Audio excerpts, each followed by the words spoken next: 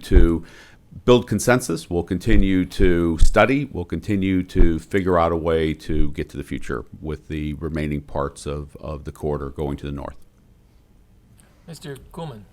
Yes, I think this is probably a very healthy compromise, but I think we have to realize we're phasing the project, and anytime you do that, we're going to spend a little more money because we're phasing it. I don't think we have a choice because of the facts out there, and I think it's an excellent compromise, but I just keep in mind we are going to be spending a few more dollars because we're not looking at the big picture all at once. And even if we did, Phil, we'd probably cut it off in pieces, okay? I mean, like I say, you can't build 30-some miles all at once. So I think it's a good compromise based on the politics that are out there. And if I may make one comment to that, this project is a project that stands on its own, right? It has usefulness, and we can create something good even if nothing else happened. I'm not saying nothing else would happen, but we have, if we just build this project, we have a useful connection, and we have ridership, and we have utility. Now, once you have that, now you can keep building to the future. So this is a way, and we talked a little bit at our workshop, right? You know, the way you get to the future, right? You start doing what you can, you start building, and let these projects go on and evolve. And this is a great opportunity, and time is now, right? If we make these actions now, we can get into these long federal processes and have this opportunity right in front of us, and we can start cranking and start building. Yes, Ms. Madden. May I just ask, can you describe the purpose and need of the project? What is the independent utility? Right, so this project would, would add on to the project that they're anticipating doing in Miami-Dade County, and it would get into Broward, and it would give us 3 particular stations. One of the stations would be in Hollywood, one would be at the airport, and one would be, we're thinking in the Broward Health area. And again, so connecting to the airport has its obvious advantages. As we talked about our systems plan, our Primo plan, certainly rail lines that connect to the airport certainly would be under strong consideration for what a plan like that would look like. You get into an activity center, a population center like Hollywood, connections to Hollywood for all the things you have there, potential bus rapid transit that would go through Hollywood. So there's a lot of ways that this would fit into an overall network and have ridership that could stand on its own and wouldn't really be dependent upon, the usefulness would not be dependent upon ridership coming from Palm Beach County or for other places. And you could get it built, and then with parallel, continuing to study, continuing to look to build consensus for the area to figure out a way to do, more commuter rail in the future. Yes, sir. Mr. Frazier. Since you have federal and state funds involved in this project, that's the wrong way. Sorry about that. Since you have federal and state funds included in this project, could you tell us about the DBE program and how it will be involved in this rail system? Well, if we enter into federal funds at this point, right, we are putting in, proposing just local and state funds for the design portions of the project. Anytime that we enter into federal funds, will be part of the federal DBE program, and there'll be, all those requirements for the federal DBE program will be in place when we get to that. Well, the state has a DBE program as well, so. Yeah. So we'll whatever programs that relate to the individual funding sources, that we will definitely use those as we put those into as we put the money into effect. Thank you. I have a couple questions. So, where will the station be, or where do you think it's going to be around Broward Health? Is it over there where that first the Wave was going to be, that station where the Wave was going to have a station, or? Well, so right now we have a general area where it's likely to be, but that's really an engineering or project development point. Okay. And then I would make a comment. One other question: are you going to add any tracks? Well, again, we're going to try to use the existing track Okay. access, and one thing I neglected to talk about is, as a way to go forward, we're going to be using the existing tracks, Right. and so we have to negotiate a track access to that, Agreement. and we'll be negotiating that access for the entire county. So we'll make sure that those things are in place. So again, as you're looking to go to the future, we'll get that locked and to be in place. And will the Bright Line continue to run? Yes. Okay. Yes. So then I got some comments. So first of all, I appreciate the approach you're taking, that the county is taking, that there is still some work and some buy-in and consensus that has to be made on the New River crossing. And I think this is a good way. And I would ask you, when you were in Portland, because I used to visit there just because of the WAVE project that we were trying to do here. We visited with the Downtown Development Authority, and Portland did it in segments too, because once you start getting that flow of dough coming in, you start to fall into a cycle and you start to prove your system, and it continues to grow and expand. Is that correct? No, absolutely. And the federal processes are very specific, and they're long, and you there's no shortcuts to them, right? So you have to get into project development, you have to get into design, you have to get a full funding grant agreement, whatever. But as you do that, and this is likely to be, and it's sort of is teeing up to be the first out of the box for us, you develop as a county, as an organization, you develop expertise in dealing with those processes. And once that happens, now those next ones come They faster, flow. they come easier. So not only will we learn for commuter rail, we'll also learn for our bus rapid transit, we'll learn for our light Right. rail. So to me, what's exciting about acting is that we can get, we can really get a start, and we can start learning how to use the processes, learning how to design, learning how to work together, and setting our organization up to do that. So this to me is a door that's opening for us that sets up and begins, right, this future of this transportation network we talked about, That's Primo. It really starts to set up the future. So even, and so I'll just make a little bit of a comment. So really, probably some of that extra cost, because you got the tracks already there, the extra cost might be doing two studies instead of one. In the overall scheme of things, it probably is a wash, and because the tracks are there, and because you're not building infrastructure like that, I feel like this was a good way to work with all the parties to make sure that we do the crossing correctly. And at the same time, I think connecting Miami, when you still got the Bright Line, remember that, connecting Miami to the airport, to Hollywood, and to the Broward Health will already start something that's like you said, will work. And it also, it's so valuable to our airport. Our airport now is one of the best airports in the country, and it's efficient. And now we're going to pick up some more customers or passengers that'll come from Miami and find that more convenient than going into Miami Airport, which at times can be really kind of cumbersome. The other thing I wanted to say is I get a lot of calls from people that call me or email me in angst about municipal money, like because I live in Fort Lauderdale, so all friends of mine in Fort Lauderdale are like, how come we're only getting $2 million and there's $800 million? My response is, you got to look at this. This is not about municipalities all getting $800 million. This is about a regional approach to connections and transit. And this kind of project will, if you live in Lauderdale, this project's going to impact you to the tune of hundreds of millions of dollars.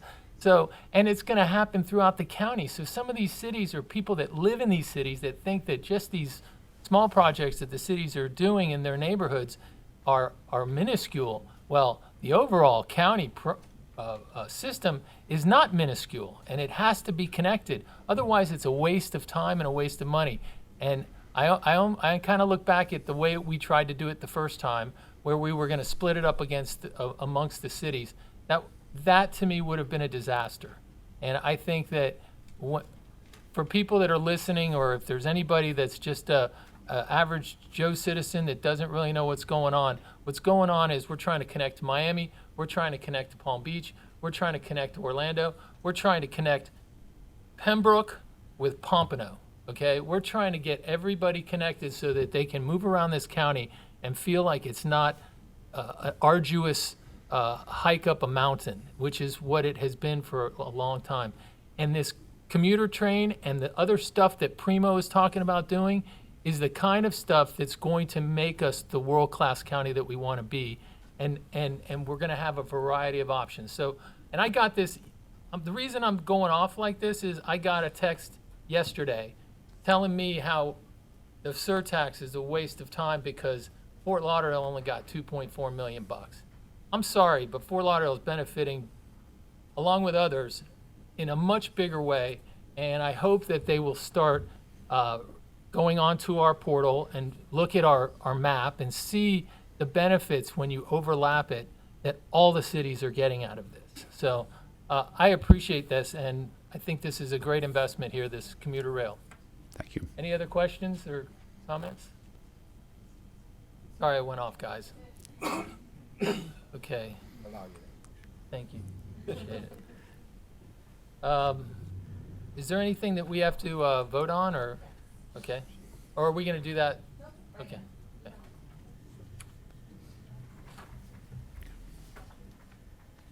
Thank you. Thank you. Thanks, Tim. Okay.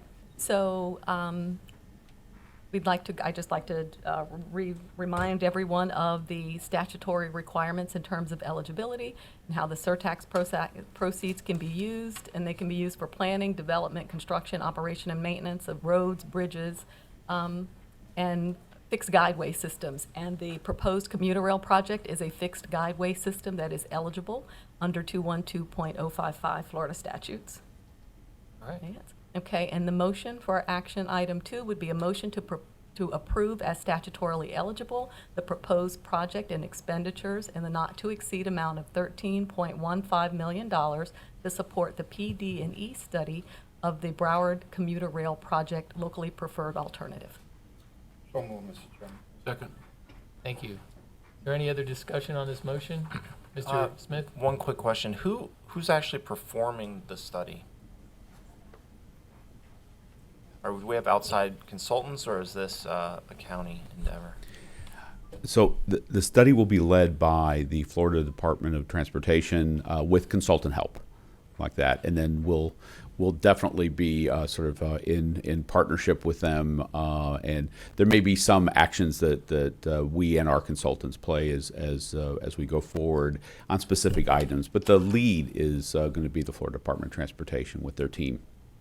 So when we budget something like this, I mean, it's a larger number, and I would imagine that behind that are some buckets, like we have an idea of who's going to get paid what, right? Is in terms of like the methodology for coming up with what this costs to plan. Yes, and they'll be following this action, which sets aside the money. There'll be an agreement between the Florida Department of Transportation and Broward County about how all that stuff is going to work and the responsibilities and how the funding takes place. So that's step 2 after we get the money set aside. Okay, and who actually calculates? Who calculates the 13.15 million? Like, where does the number actually come from? Well, that actually was done in collaboration with the Florida Department of Transportation. We look and we're estimating what we think this, the overall cost of this segment would be, this 11-mile segment, sort of based on looking historically at what other systems pay, and usually it's kind of like a percentage of what that construction cost will be. And so we collaborated on that, and we certainly think that this has the sufficient funding to get us where we need to go. And again, this time frame is tight. We need to get where we're going so we can get the PD&E done, and we can get into a place where we can be requesting a full funding federal grant agreement within a year. So again, using some of the things that have already been done, that we can kind of pick things up. We're really looking to move this project along. Yes, Mr. Allen. Trying to do something in a year, I assume that that means the project team that is already involved, including the outside consultants, will just be extended. Correct, right? We're just going to, Supplemented the Yes. contract and all of that, rather than Right. acquiring a new project team. absolutely, right? So we're going to continue on. We'll have continuity, and we'll continue on with the team in place, supplementing that team where necessary, so we can move as quickly as possible. Well, the downside of that, I mean, certainly from a standpoint of timing, that's beneficial. But from a standpoint of getting other viewpoints or looking at other alternatives, that doesn't generate, that forming a new project team might in fact provide you is the ability to look at different alternatives, and you're locked in already with a project team that has been focused on the total study, and now, you're just bifurcating that project team by concentrating on the lower part of the county and not looking at other alternatives for that same opportunity. Yeah, all that said, I think that there is a pretty good consensus about where the stations are going to be, and so a lot of the development of the project is really coming up with new ridership estimations, but I don't know that there's going to be sort of a relook at where the stations are going to be, that type of thing. So I think we can really leverage and make use of a lot of what's been done in the past. Okay, I just have one more question on the FTA money and when we get to the capital expenditures, what's the percentage that FTA typically kicks in? Well, we'll see. We'll see when we get there. Oh, I would it's say not a typical. percentage. I would say typical. That when we get this would be what is likely to be a small starts project, and typically we would be looking at 50% federal match in that neighborhood.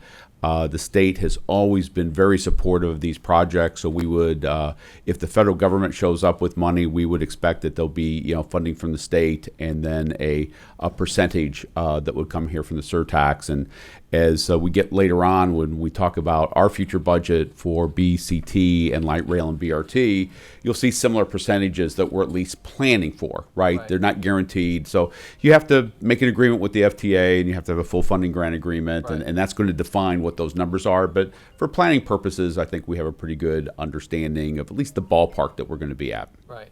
Okay, thank you. Okay. All right, so we've got a motion on the table. Should we do it on a roll call, or should we just do yay and nay? Is it okay to do it that way? Okay, so all those in favor, say aye. Aye. Aye. Those opposed? Okay, thank you. Thank you. All right. Got minutes. Hello, aye. Next one. Sorry. You got my agenda way up in the front and all the meat of the stuff in the back. Okay, all right. I'm sorry. Action on the 2023 proposed county projects and expenditure eligibility. Can we move into that?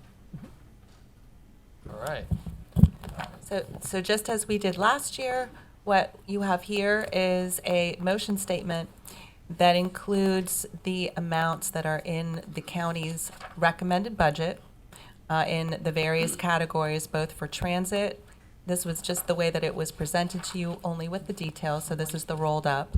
And then for, obviously, your support services and public works. I did want to mention on the record that the amount in the recommended budget for public works, capital construction, is a little higher, about $400,000 more than what you see here.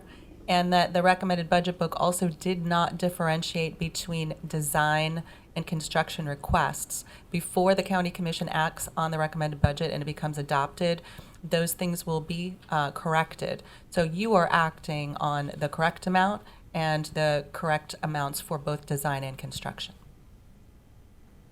Okay. I have a question, Chair. Go ahead. Yes, sir. Gretchen, the 60 million for regional transportation capital is the same 60 million we talked about yesterday. It's kind of being set aside because we know we got a big expenditure coming down the road, which this may be part of it, correct? It is, and as we mentioned to you on Wednesday, $80 million was in fiscal year 2022. Action item number 2 is pulling from the $80 million that was in regional projects. In 2023, that amount is $60 million, and commuter rail will be a component of that. Thank you. Okay, are there any other questions on this item? Yes, sir. Go ahead, Mr. Frazier. I noticed that a lot of these says Broward County, so I'm assuming that Broward County government is going to be responsible for the procurement of them, but I see some are in the local cities. Those that fall in the cities, although they say Broward, are those local municipalities going to be in charge of the procurement? Yes. The way that we've structured our agreements, the municipalities manage their own projects and they use their own procurement processes. However, they are required to have all of their solicitation packages reviewed by our Office of Economic and Small Business Development, and they are subjected to the same 30% CBE goals that the entire program is, which is why every time Mr. McDonald comes to you, there's always a separation between the reviewed and awarded municipal projects and the reviewed and awarded county projects. So unless the projects are less than $250,000 in value, there's a review for a CBE goal on the project. And Or the reason there's- for my question is, this is probably the first time I'm getting to see projects at a level where small and minority businesses can participate, but I want to make sure that they do and follow goals and objectives. Okay. Mr. Chair, Yes, Ms. Madden. maybe this is a question for Gretchen. Wasn't there some things that Mr. Harling was going to follow up? Somebody had asked, I can't remember exactly what the request was, but there was like a table or a breakdown. And yes, that is actually in the presentation for the 5-year plan. There was a request for historical information about the general fund contribution to transit, and you will be seeing that later in the presentation. This was specific to 2023 requests that you saw on Wednesday. And we, Yes, Mr. Smith. so after action item 3, this is everything for 2023, is that right?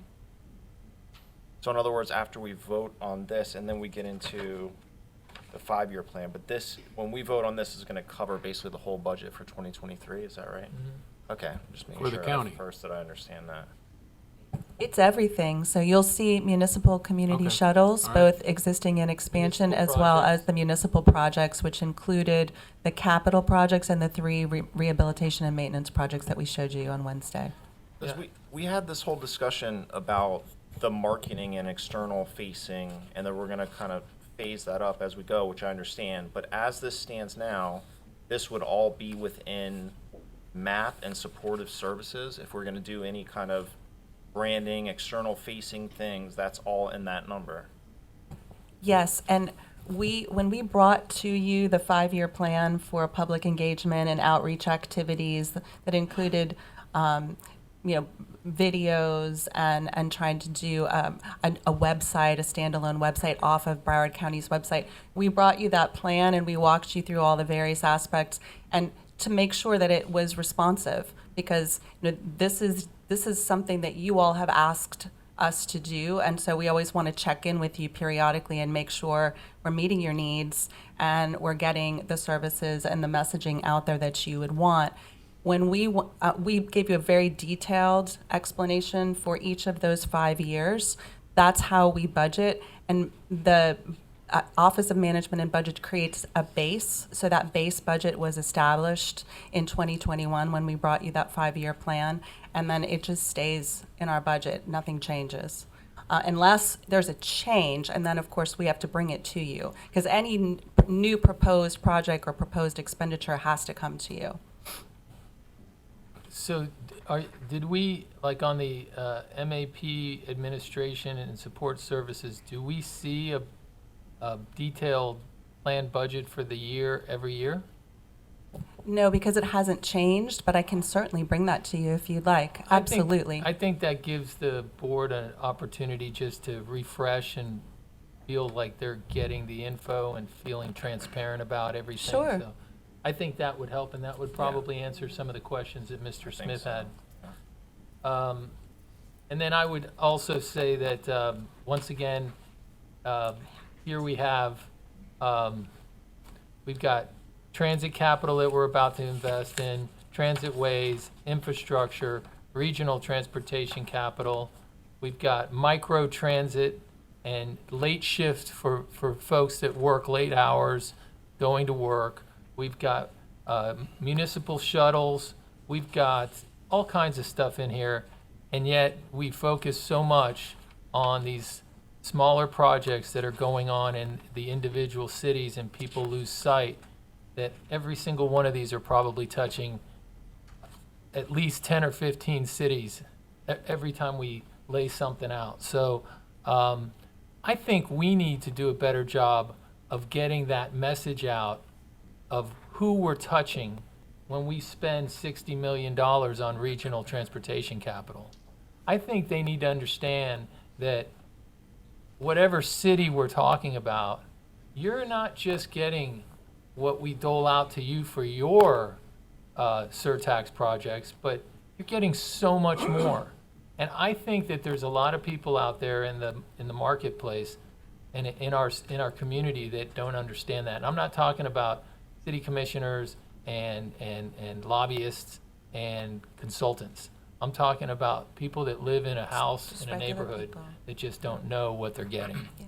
So, This is why I keep coming back to the marketing, and at what point do we really brand this and get it truly out there? And it takes some dollars to do so. And when we talked about this before, it was kind of like this concept of really making it slick and new. And in my mind, I don't know, I was thinking of like the Geico Gecko or something. I mean, this is a huge effort, right? And I just don't want it at the end of the day to feel like other things that government has put out, right? That just some people know about it, other people don't know about it. We need to make a big splash over time, and that's why I keep bringing this up, because I want our excitement that we feel about this and our passion for others to feel that. And I'm telling you, a lot of people in my demographic, let's say mid-40s and under, have no clue that any of this is going on. I'll just tell you right now. And therefore, they're not talking about it. They're not supporting it. It's not coming up in conversations. And to us, this is like a big deal, you know? And you look at like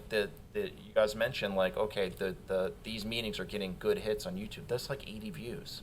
We need to get this out there more. I'm sorry, we just do. I agree, and my demographic cares too. But We're not that far. no, I'm off. kidding. But you know, these 40-somethings, they all think that it's just about them, you know? So, but you're correct. And, you know, I think the Primo brand, and you know, if you had a television spot and you said, this is for you, you know, and you show all these things and you go, and it's all about you. And just people in Broward County, it's all about you, Broward. It's all about you, Broward. Primo, we're doing it for you. And, you know, you just keep repeating that, and people are going to understand, okay, we're bringing light rail. We're bringing better intersections. We're bringing nicer sidewalks. It's all about you. But we don't, you're right. I don't get that on the press. I don't get that in the media. And maybe that we should set aside, maybe in the next coming year, we should set aside some money to do something really prolific. And I don't care how we do it. I just think we should. Well, and that's why this is so important, that I need to hear, and my team needs to hear from you, where are we going to be focusing our energy? Because we did the public perception survey last year at your direction. We're at the point now of doing focus groups, you know, based on 1,000 responses to that survey.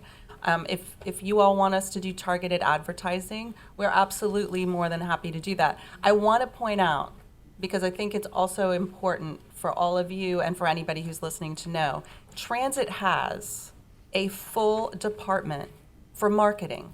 It's, 30 people, I think, or more. So 41. So they have a fully robust marketing department. And when they utilize something surtax related, you know, we're leveraging that existing staff and budget and experience and reach. And paratransit has an exceptional reach. We utilize them as well. OESPD has their own budget for doing national and state advertising about the program, obviously to try to attract small businesses or large businesses, or, just to build the capacity to deliver these projects in the region. So our budget, MAP admin's budget, is just a component of budgets that are, in public works, in transit. The municipalities are sharing the messages, but we do need to hear from you what it is that you feel is missing. I brought the budget. I thought this might come up. I'm happy to share it with you all so you can see. As I mentioned to you, I dramatically reduced the budget by $1.6 million in non-personnel costs, where we just weren't spending the money. But we still have a robust budget to do videos, to do advertising, to do other things if you all have specific things in mind.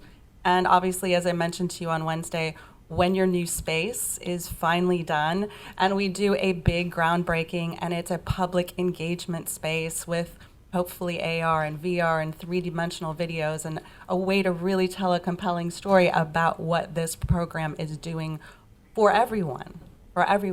We did, intend to do a big splashy, press release, invite everybody, and hopefully get the word out. What? Yes, the Surtax Plaza at the GC West. I just think, his demographic probably wants to see a commercial at 2 o'clock in the morning, and my demographic would like to see one at about 10 o'clock at night. So, anyway. And my demographic doesn't watch TV. Exactly. Mr. Chair, I do. Yes. Sure. And follow up to what you said, because I've been talking this for years about the fact that, yes, the county's spending a lot of money, but it's spending it in the cities. Now, this budget is what, how many $1 million, 100 million, 300, 400, how many $1 million? There's no total here, but you gave us one earlier that said what's the total being spent in 2023? Let me pull that up for you. And then people look at it and say, well, the cities are only getting 31 million. I said, wait a minute. As you said, the cities are getting a piece of everything that's in here. That's right. And Well- that's the message that's missing. They're actually getting 47 million because you have to, the community shuttle Right. is also to them. So, and there's actually unfunded money. I think it's 49 total million that are going directly to city projects. But you're absolutely right. The vast majority of the investment that's being done by transit and public works is happening inside of a municipal And some, jurisdictional like, boundary. Even though you mentioned the 60, that's kind of it's a fund that we're going to be spending later. We're not spending all of that right Yeah. now. But it benefits this whole area. Yeah. So That's- this budget is how much next year? Give me just 1 second. I'm I pulling can't it up. add that fast. But that's the point. That's the point. We shouldn't be sitting here arguing over municipal projects. We should be promoting the fact that we're 31 cities that sit in one county and that we are promoting regional connections. We can move on. You can give us that number It's later. 617 million, There and you that go. includes 600? that includes carry So forward. it's well above the MAG. Okay. Okay. So, all right, if there's no other discussion on this item, we need to make a motion to approve our 2023. Chair, I had Yes, wanted to ask Ms. Love. Shay, you indicated that a certain demographic that you referred to was not supporting this. Could you elaborate on that not support? Well, what I'm saying is I don't see the awareness out there when I talk to people, or I think there's a lot of different ways to look at it. What about this? I mean, we have this ability for people to come in and publicly participate, ask a question or two, or be any part of this public-facing process. How many people come in? You don't think there's some people that it would maybe be interested in participating if they were more aware that this is out there and that their input could make a difference? I mean, think about all the people, and I just happen to live in Fort Lauderdale, so I'll just use it as an example, although I agree, it's the interconnectedness is what we're after, but about all the people that now live right in downtown and want to get in and out of there that are younger. They don't really even want to own cars anymore, right? We're in this different, and I'm talking about 20 years younger than I am, but I just think we need to, how are we touching each one of these populations and challenge that? Not just, okay, we're gonna put together a video that we all think like looks good and maybe it gets some distribution, maybe it doesn't. Like, how do we really brand this to the whole community? Just because it's a landmark thing we're doing. And my concern is that we will fall into doing things as we've done them, and I just want to make sure we challenge and go back to the idea of how big this is and how long it's going to be going on for.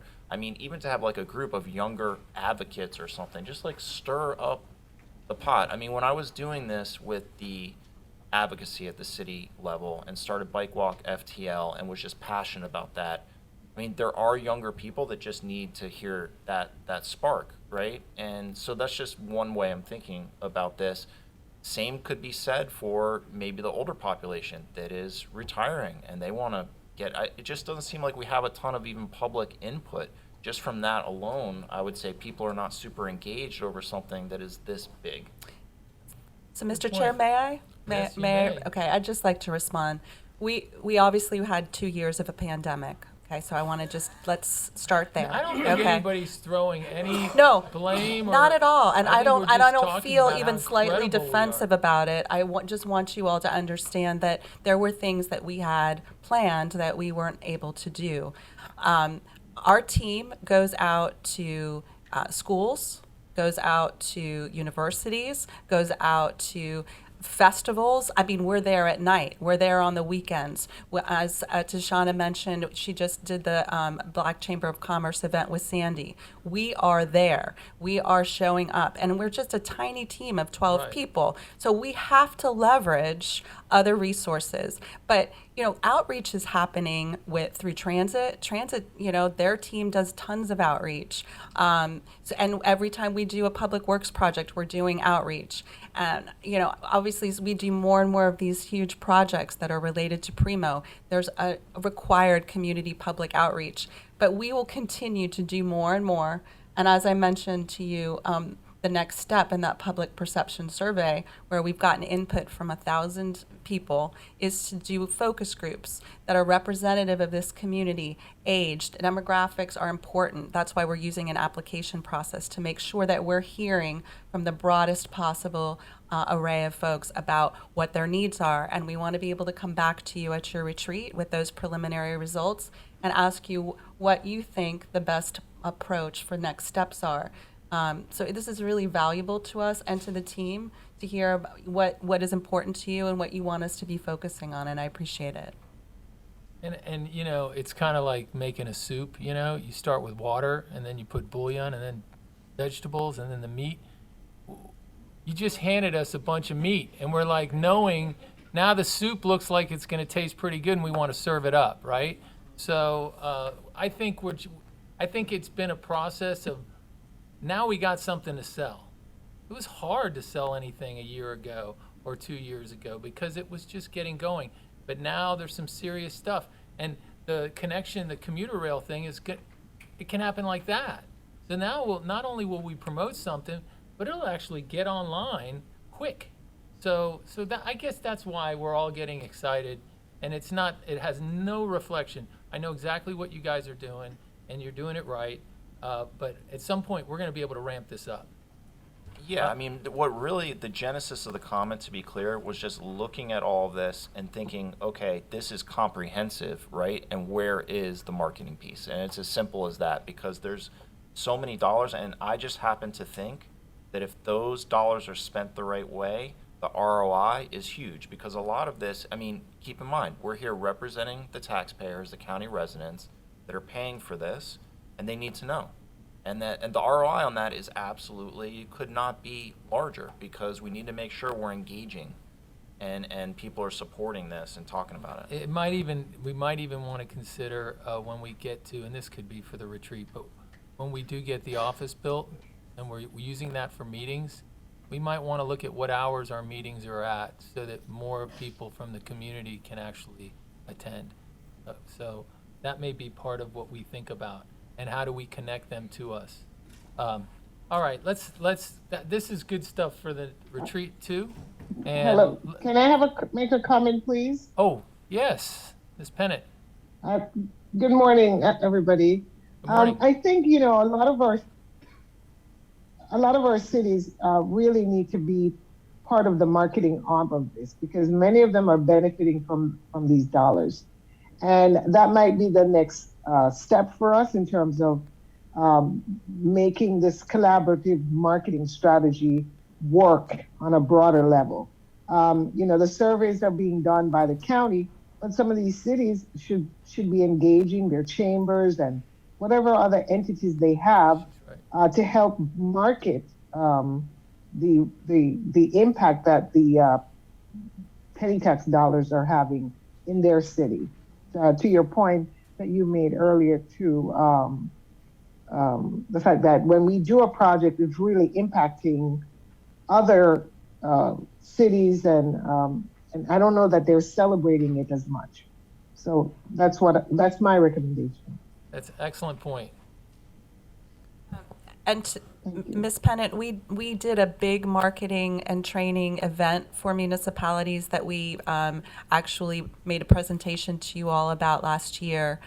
We created marketing kits, and many of our municipalities are sharing information on their social media, in their newsletters. Some of them actually have whole pages on their websites that are dedicated to the program. We've done a couple of groundbreaking events in municipalities. So you will be seeing more and more of that. I think we invited many of you to that groundbreaking. So point is well taken, and we have been encouraging all of our municipalities to share information about the program in as many different arenas as they can. Excellent. Okay. Do we have a motion to approve the 2023 budget? Also move. Second. Okay. Is there any more discussion on the item? All those in favor say aye. Aye. Aye. Those opposed? Okay. Action item number 3 passes.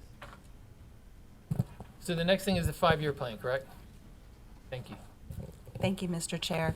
So every year we bring you a new rolling 5-year plan for County Public Works, for Broward County Transit, for the municipalities, and then of course for your support services. And when it comes to especially the municipal project plan, it really does offer those cities a level of certainty. And one of the other things that it does is under our interlocal agreement, it does allow a city that wants to advance a project, if they're approved to do so, to utilize a different funding source to move a project along that might be a few years out in the 5-year plan. It also allows us to review other work, the FDOT work program, work with the MPO on opportunities to try to do collaboration. I mean, as you could see in the presentation that Mr. Huey did, it really gives us a sense of how can we collaborate, how can we coordinate, and look for efficiencies and the least deleterious impact to the residents. So at this point, I'm going to turn it back over to Mr. Garling, and he's going to walk you through the 5-year plan for Broward County Transit.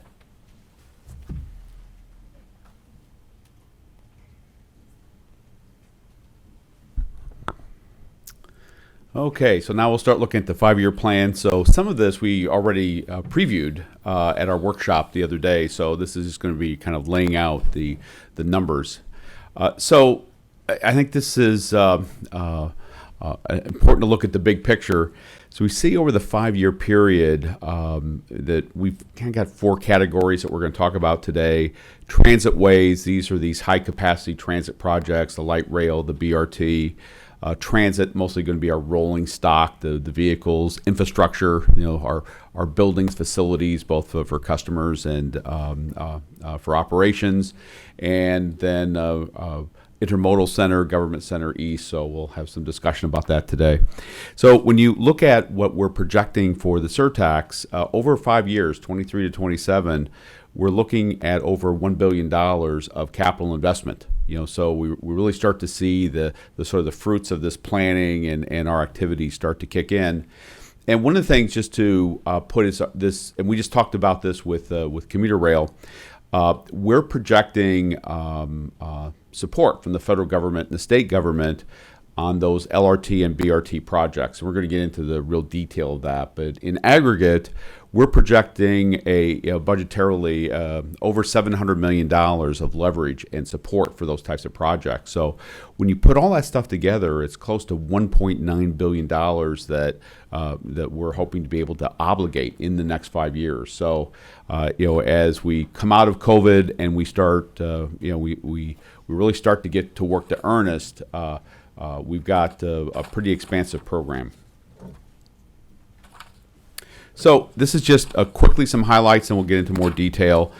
We spoke again about the Primo plan. So that's the thing that gets those high capacity projects and gets our network together and gets that started. So we're going to be finishing off Primo, which then as you finish off Primo starts to define what those BRT and LRT projects are going to be. We'll get into that. And then just overall, and we spoke that we are not purchasing any more diesel buses. So over the next 5 years, the Surtax is going to help us buy 106 all-electric buses, 305 paratransit vehicles, 25 community shuttles over that time period. We're requesting funding for 3 intermodal facilities, a new third bus facility, which will be dependent upon having a place to build it. But we've got money in there. It's going to be important. If we're going to grow our system, we have to have a place to store our vehicles. Ongoing, we're working on the major rehabilitation of our Copans Road bus facility. We're doing 75 bus shelters a year, so over the 5 years, that's 375. So we're continuing to improve access for our customers as we continue with our program. And then finally, general planning consultants over the course of the 5 years, looking at $11.7 million to provide supplementary consultant support to help us do all these things that we have planned. So I want to spend a little time on this. I want to look at the transit ways. So this is the light rail and the bus rapid transit components that we just sort of talked about. So remember yesterday we were talking about Primo. We're not done yet, right? So we're still in the planning stages. We're hoping that the network will sort of be defined in winter of '23, and we'll know exactly where our routes are going to be. And it sets up this process, this program. You have your system network plan, then you approve locally preferred alternatives, then you do project development and environmental, then you do design, then you get full funding federal grant agreements, then you construct, and then you operate. So you've got this long sort of a horizon of activities. You have to do one after another, to get things done. So I do want to spend a little bit of time. So remember, without knowing the specific project, we can start to project ahead, looking at schedules and some budgetary estimations of how much projects would cost. We can start slotting projects into the budget, and we can kind of catch up to it. As we define what those projects will be in the winter, we'll have a lot more clarity about where these things are going to be. But for the 5 years, we want to make sure that we've got the funding in place and that things are set up. So looking at this, we'll start with light rail. We actually already have some money in the budget that's been approved for project development and environmental, so that's already in place. We have a little bit of money in place for design. So in this 5-year program, we're going to be looking for about $76 million, $77 million to do the remaining system planning and design for the project. Then we hope to be in construction of our very first light rail line by fiscal 27. Right at the end of the 5-year program, and this gets back to this projection, right, of the program. We think a likely project could be in the neighborhood of over $800 million, but we would be looking for this layering of funds, 25% from the surtax. We'd be reaching out to 25% from FDOT and 50% of federal. This would be new starts of funding. So we have to go through that process, and we have to get that money in place. But so you can see that for a $200 million surtax investment, look all the money that we can bring into this project. Again, if we get it all set up the right way, and then some money to provide for our support to do project management to get such a large endeavor done. All that all that would lay out to, looking at normal construction schedules for projects, would put our very first light rail opening at maybe in the 2031 timeframe. So that actually sort of gives us a target and starts to frame out how the future would look. So at the same time that's going on, we can start working on a second corridor.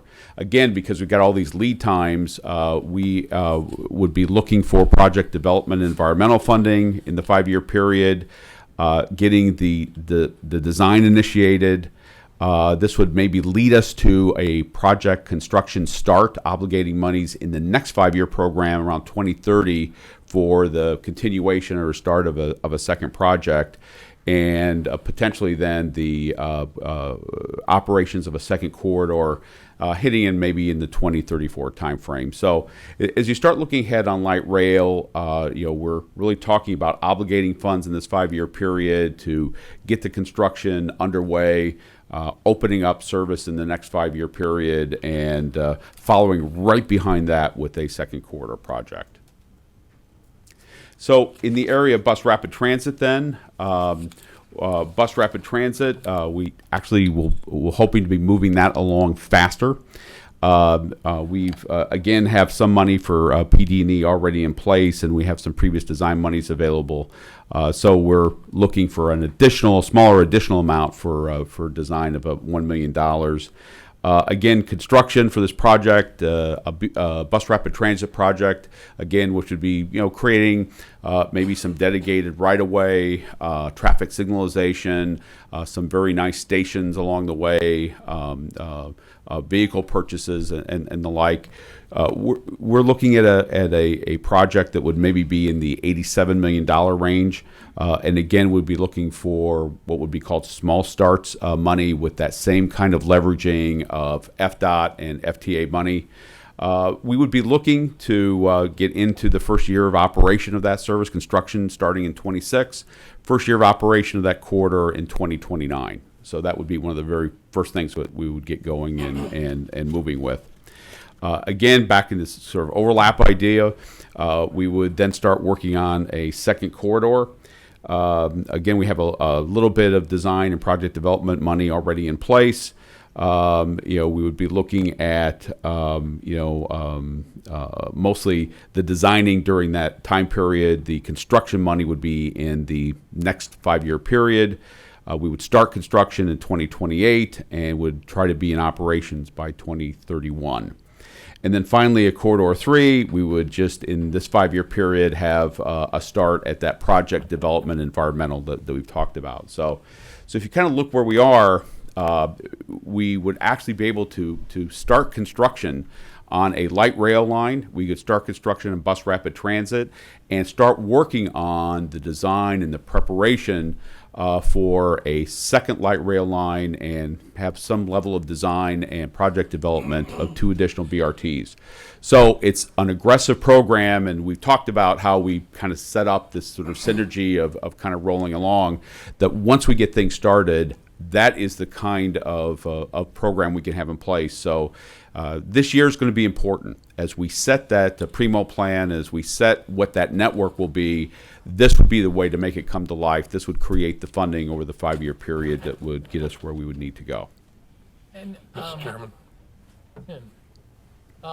Are the we're doing a study, right, on the corridors on which ones we feel are going to be most critical in the phase 1 of this. Right, primo. Primo. And so, from your experience, do you find that you do maybe an east-west or a north-south and you crisscross them, or like would that be a way, or do you do 1, 2 in one direction and then start going in the other direction? Or do you do a loop, or what do you? Well, so I think that first things first, we really have to see what the whole picture is Gotta like figure and it then out. make that decision. But I think what's likely is we have desperate needs for better east-west connectivity, right? So I think that opens the door as once deciding what our priority would be. The bus rapid transit really sort of cries out to a high priority idea of a good east-west corridor. So I think that is a likely place that you would do first. So Right. we have enough money in the long range program to do 7 BRTs, 150 miles.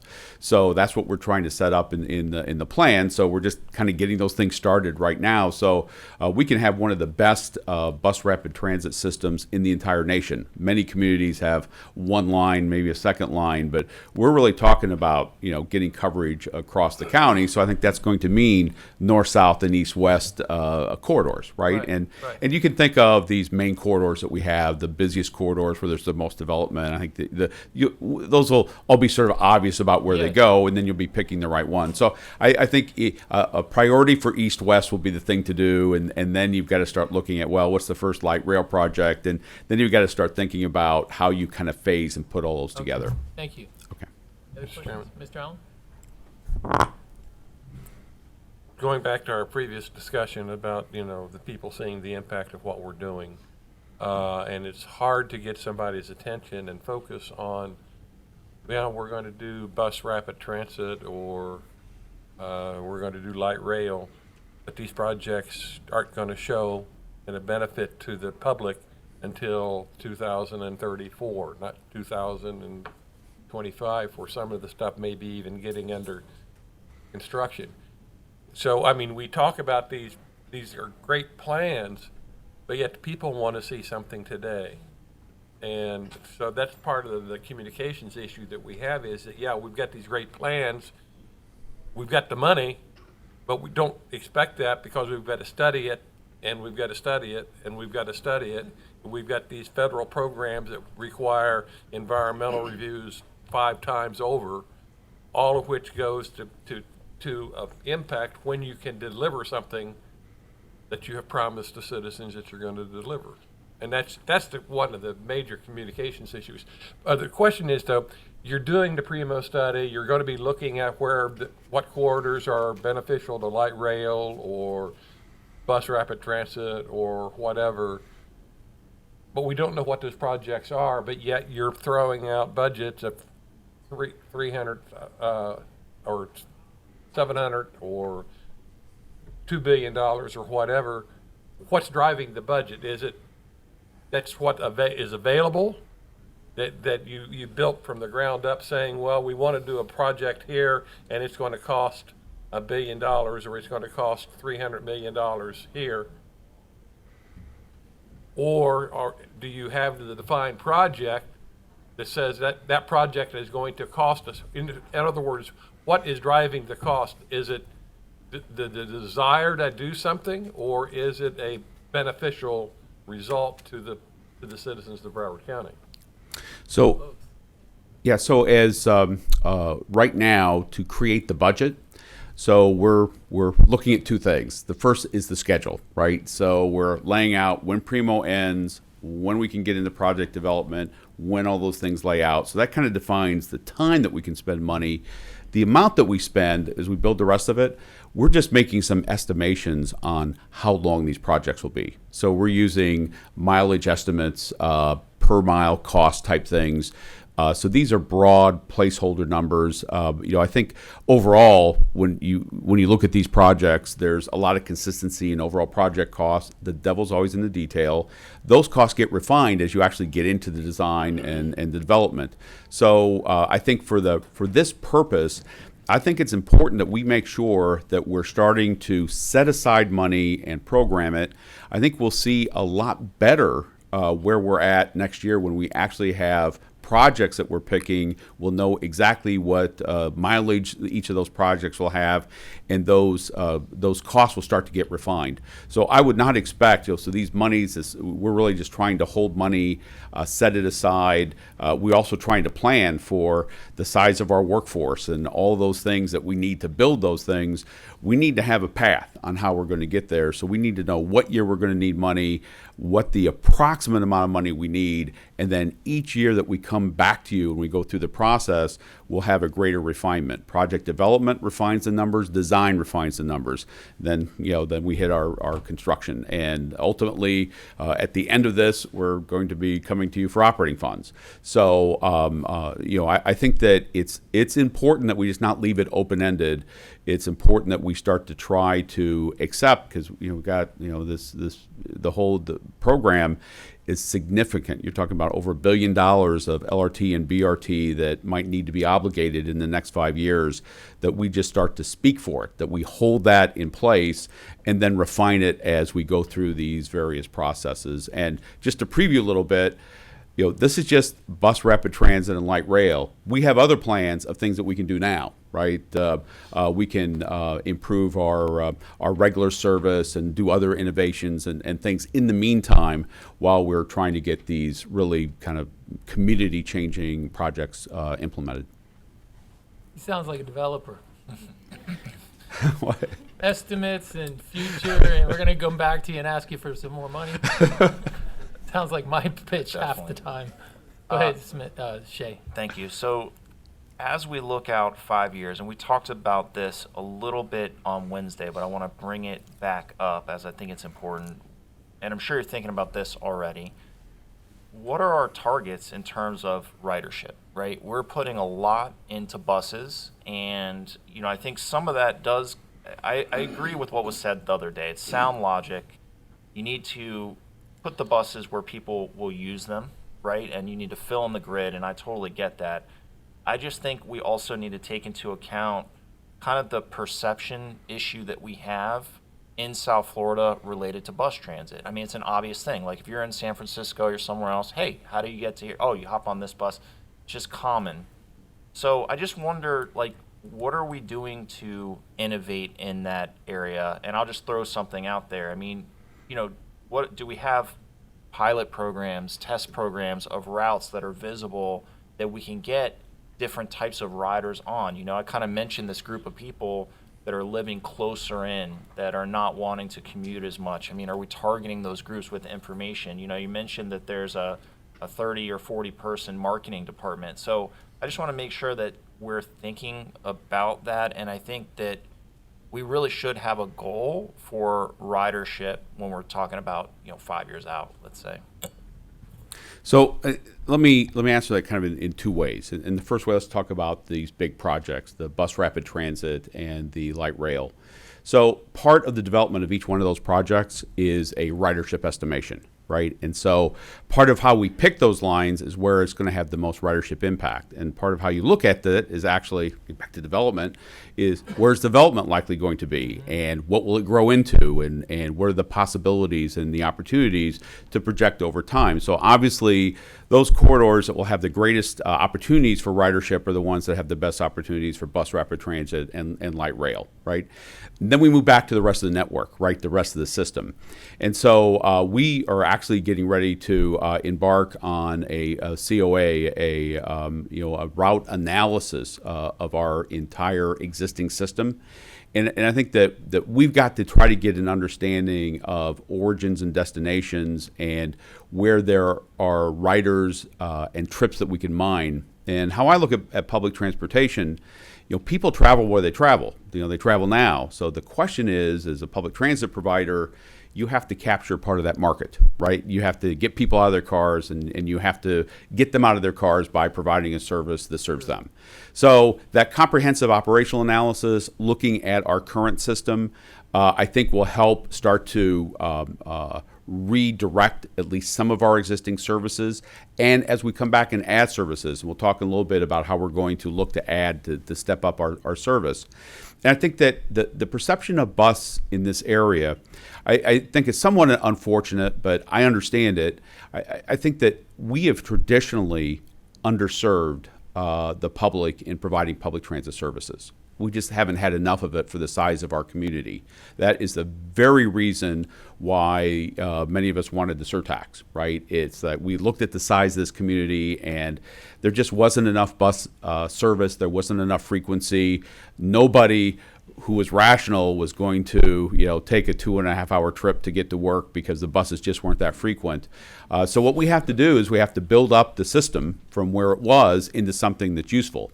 So it's not something about, well, people don't know there's buses out there, whatever. The buses have to be set up to serve them. And so in the middle of all this development, in the middle of all this thinking, then we had COVID that just crushed our ridership for about 2 years. And we talked in the workshop about how we're going to work to try to build that back. So, we're going to work hard in the next year to try to build back to where we were, to get to pre-pandemic levels.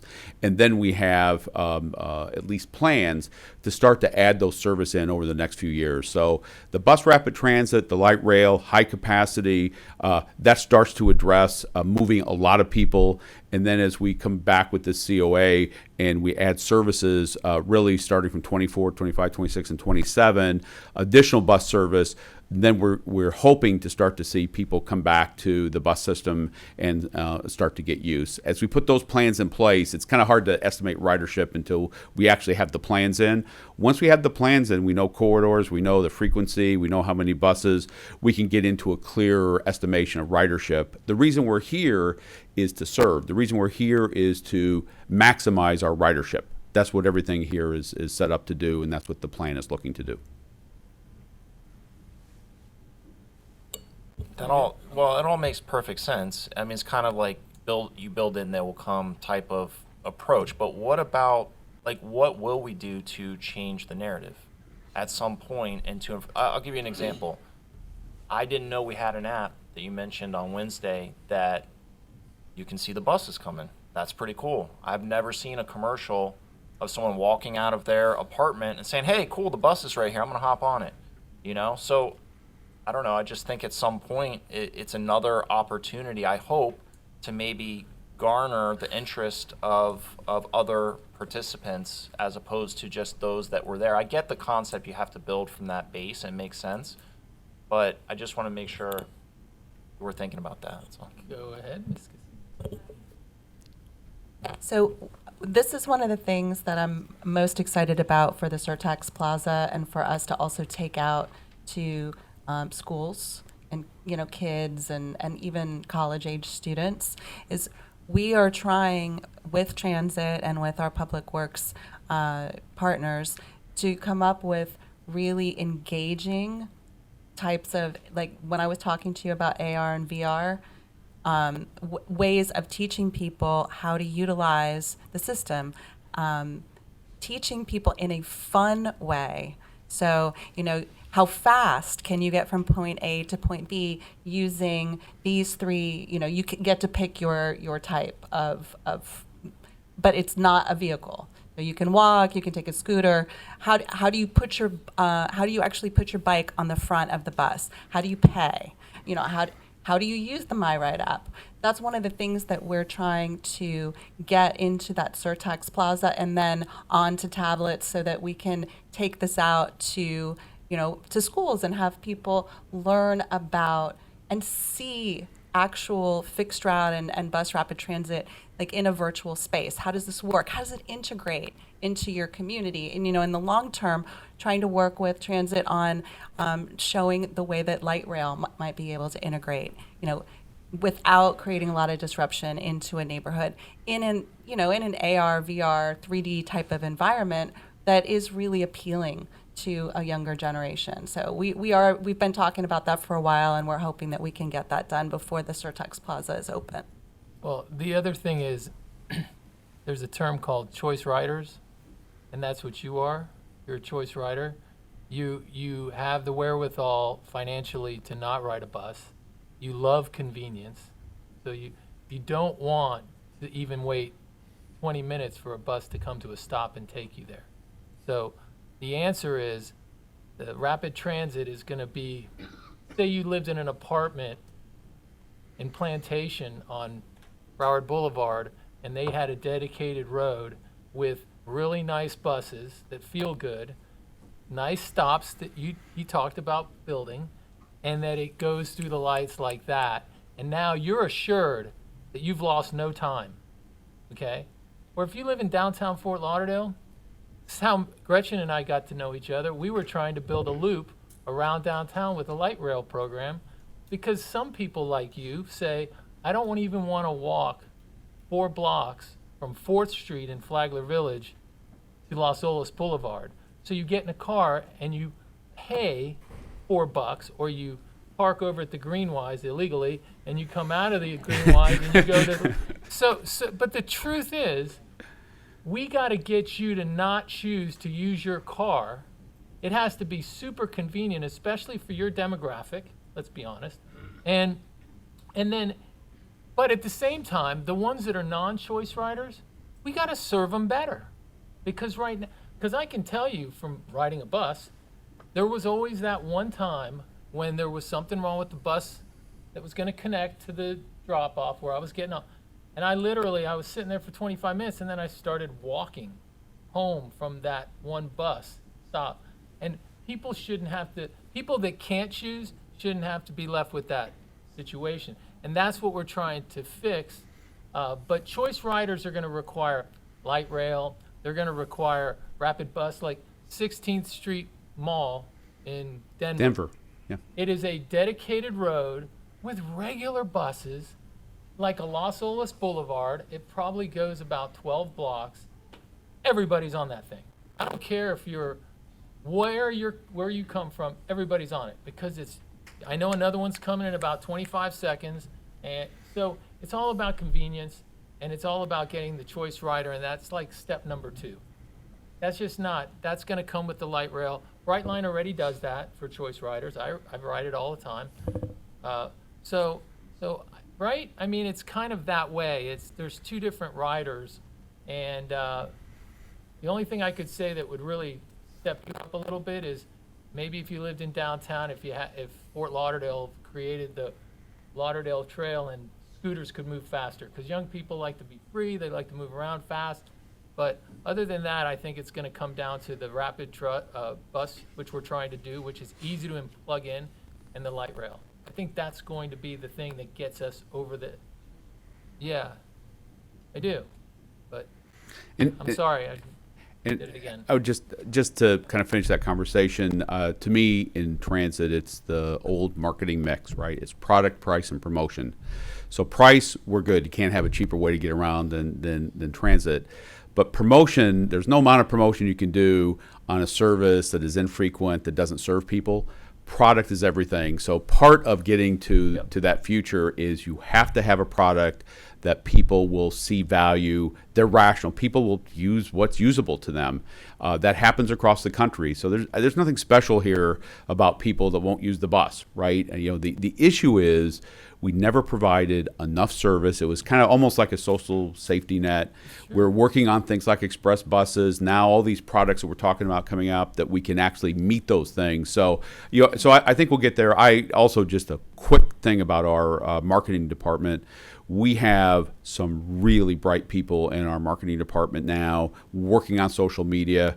I thought I was pretty hip on Facebook, and they told me, nobody uses Facebook. I thought so. I use Facebook, and but we've got people working on content and really trying to leverage that better content every day. So I feel good about where we are, about our ability to promote. We have a marketing plan this year where we're actually looking to attract people to come back to the bus system after the last couple of years. So I think sort of more to come on this topic. So all those things have to kind of come together in the development of that marketing mix, that product. And we should talk more about these kind of ideas in our retreat too. Just keep pumping it out. What else you got? Okay. Moving ahead, so again, doing our electric buses, $151 million of electric buses. Again, 2035 is our target for the complete replacement of the fleet. Our paratransit program, we're We're looking at purchase of 217 replacement vehicles. And again, looking ahead, we talked about ridership, but we're looking at our paratransit program beginning in 24. We're expecting and projecting ridership increases as the community starts to come back from the pandemic, need for more paratransit vehicles. And at this point, our paratransit vehicles are converted to propane, cleaner burning. And we talked in our workshop, in the long range, we think we're going to have electric opportunities, and we'll just have to keep monitoring how the business is working. Planning studies, again, we mentioned that briefly. We've got $2 million plus over the next 5 years that's going to be available to supplement our individual staff on innovations and things that we can do better. This is really money for our second comprehensive operational analysis. We're really looking to do that about every 4 to 5 years, reassessing where we are, and because we put so much money into our service, we expect a lot of changes over time in patterns, so we have to really stay on top of it. And then Mr. McCoy at our workshop talked about this thing called the Transit Development Plan. It's required by the state of Florida. It's our 10-year business plan where all this stuff comes together and we work off a plan and the way to do it, and the major updates coming in 2026, and we get consultant help to do that. Okay, moving on to transit infrastructure. So in the area transit infrastructure, we have customer facilities, operational facilities, bus shelter improvements we talked about, and then transit infrastructure, IT, security type projects, all totaling over $470 million in the next 5 years. Customer facilities, again at our workshop, we saw the design money for most of these things this is the construction that comes. So you can see that, again, the design is generally a function of the size of the construction. We're looking for a West Broward Intermodal Center. This would be over in the Sunrise area near the Florida Live Arena. West Regional Transit Center, new transit center in Plantation by our Emergency Operations Center just off Broward Boulevard. Downtown Hollywood, a smaller sort of first phase of a transit center that we're going to be looking to create better transferring opportunities, and maybe in the long run might be part of some transit-oriented development or things that are planning in downtown Hollywood. And then park and ride facilities to support mostly these heavier systems like the bus rapid transit and the light rail. Again, we have to find facilities, we have to find land where we can build them, but it's going to be important to really know where our network is. So we're setting money aside that we can be in a position to create those opportunities for the future.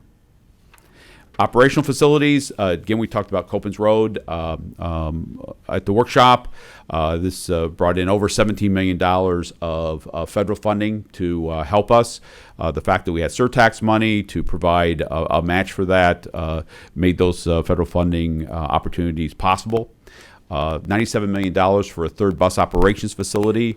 We expect to grow the system, right? We have 2 bus facilities. To get to the future, we're going to have a lot more buses that we're going to put out. We have to have a place to store them. We're looking hard to find a site. We find a site. We're going to try to get busy with building this facility so we can grow. Paratransit operations, again, we talked about that if we can build our own, right now the paratransit services are provided by vendors. The vendors have to provide their own facility. We have to lease that facility from them. We think we can encourage more opportunities for contracting of those services. We also think in the long run, if we electrify the paratransit fleet, if those technologies become available, it's going to be very hard for individual vendors to put that kind of infrastructure in on the hope that they would get a contract. So our idea would be to really set up that facility and then have the paratransit vendors come in and operate it. Electric bus charging stations, as we transition, we're going to need a lot. Every bus we're going to need charging, both at our facilities and out in the system in route charging stations. And then listen, all the facilities that we have, we continue to have HVAC systems get old. We have equipment that fails, things that we have to come in and update and restore. Bus shelters, again, important. We said before we had 4,500 bus stops in our system. We have over 1,100 bus shelters. We're going to continue to try to get, based on ridership and usage, we want to continue to push ahead with providing shelters to get people out of the sun and out of the rain as they come in and enter our system. So we've committed to do 75 annually to build these new shelters for the future. And then as we have route expansions that we're planning really beginning in 2024, we have to have new bus stops. We have to new concrete pads to put those stops up, bus poles. We've got other improvements. We're looking at maybe doing some lighting where we don't have shelters, lighting for security at some of our stops using solar panels. So we've got a number of those things that we can sort of make the entry into our system better for our customers. New transit infrastructure, security projects. We talked about some of those things the other day. We have cameras that we put on all of our buses. We're looking at a security and safety project, crash avoidance systems that we can put on our buses. IT projects. We're moving from older analog technology to digital technology. Our CAD AVL system, that system in which we can see the buses coming, will be ending or getting at the end of its useful life, that will need a replacement in this 5-year period. So we actually are hoping to bring in new projects there that have even better technology for those types of things in the next 5 years.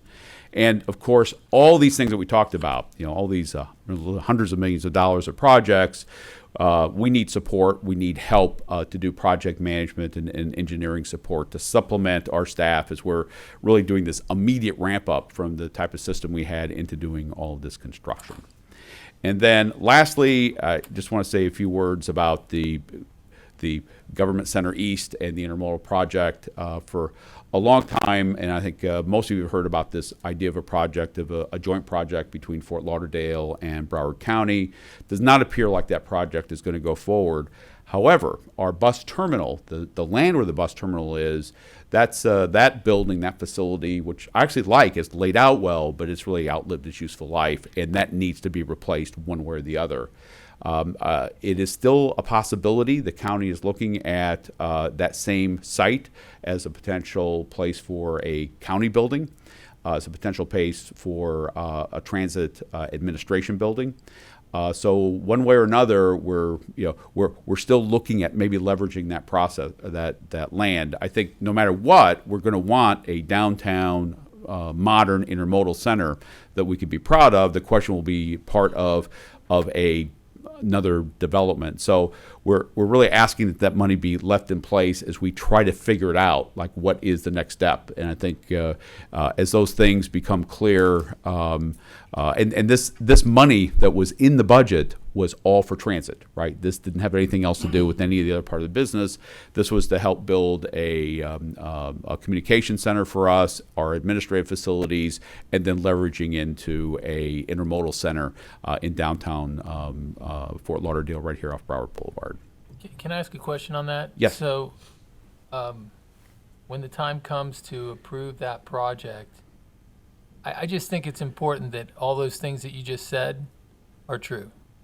And that it is, the 125 is towards, call it a $400 million building, and the 125 is going towards traffic control center, modal center. It's all surtax transit meets the ordinance, because I think that's important to divide that out and to segregate those costs, especially for the public. And just to support that, the original plan, this was all broken out, and then there's opportunities to get discretionary federal funds for these types of projects. So another reason to segregate, as you talk about, is to bring potential federal funds in.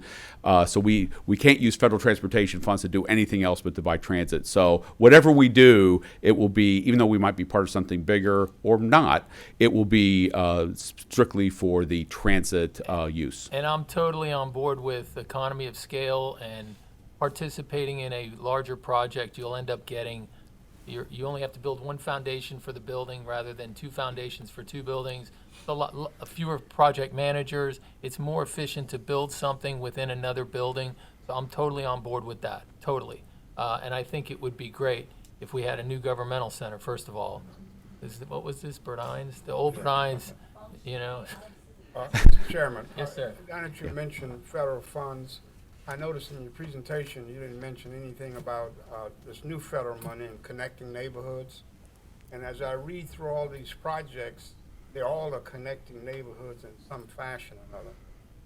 Could you tell us something about that, whether or not you plan to? Sure, but and I'm glad you brought that up. There are really unprecedented opportunities for federal discretionary funds. So from a budgeting point of view, as it relates to the surtax, we're being a little bit conservative. The money that we really projected was part of those new starts or small starts, those major corridor projects. But for transit facilities, for connection, for other projects we do, we plan to ask for and apply for federal funds in every opportunity we can to make our local dollars go more. But there's so many of those projects, and it's discretionary and competitive. You don't know if you get it each year. We'll add those to the program as we get awards. An example of that would be that $17 million we got for that Copens facility, right? That we'll add that. That means that $17 million we don't have to use surtax money to do. So we'll be looking to add every bit and leverage every bit of those increased federal funds that are available. And if I could, Mr. Chair, I would also like to respond to Mr. Frazier. We intend, when we come back to you for the retreat, to talk about all of the federal funding opportunities, kind of give you an idea, high level, what the strategic plan is around pursuing those. And we'll also be talking to you about some of the municipalities that are utilizing surtax awards to try to seek federal discretionary grants as well.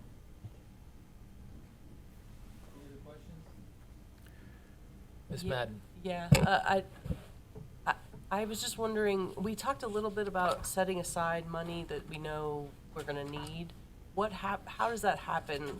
Surtax approves it, goes into a budget, and then it's swept into an account, and then how do we track to make sure it gets spent for the purpose that it's intended?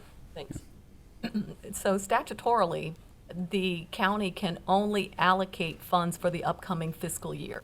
So funding for FY23 will actually be allocated. The 5-year plan is required by statute so that we can have a projection of things that we would like to do. And what this does is it shows the planned projects are and when they'll be programmed and how they'll be programmed over the rolling 5-year period. But so of the FY23 through FY27 5-year plan, the only funding that will be allocated is the FY23.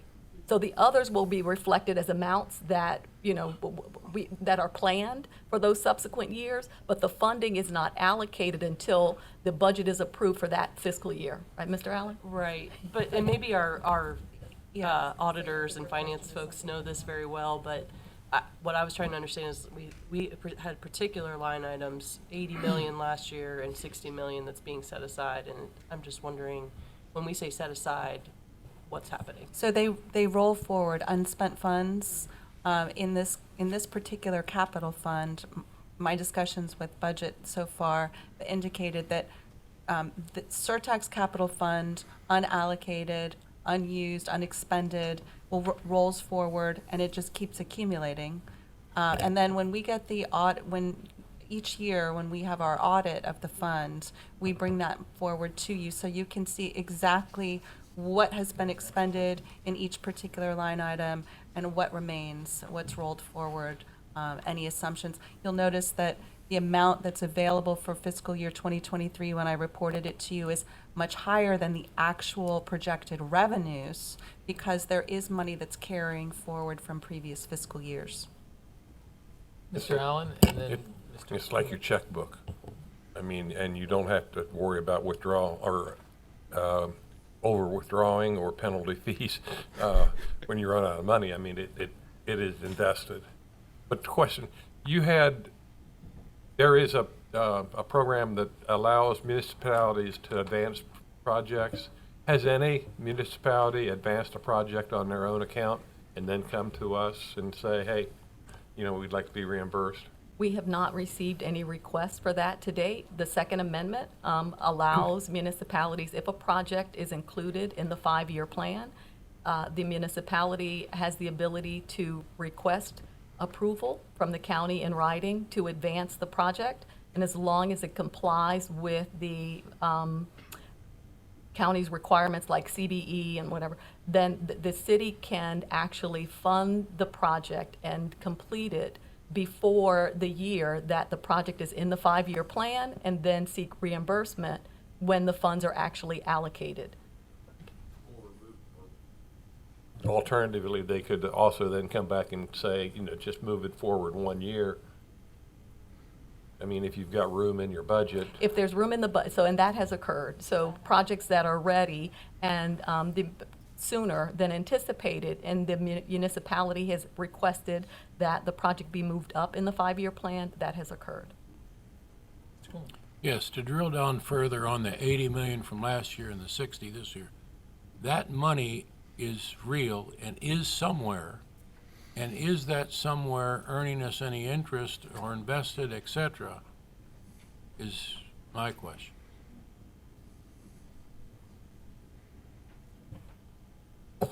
It is invested. There's a significant amount of the reserves that are invested, and I would have to, when That's fine. when we come back in November with the much more detailed financial reports, we'll try to make sure that it's very clear. And I assume protected somehow. Yes. Thank you. The county has an overall investment pool that pools all of the county cash into an investment option, and a proportion comes back in interest earnings, based on the performance of the fund.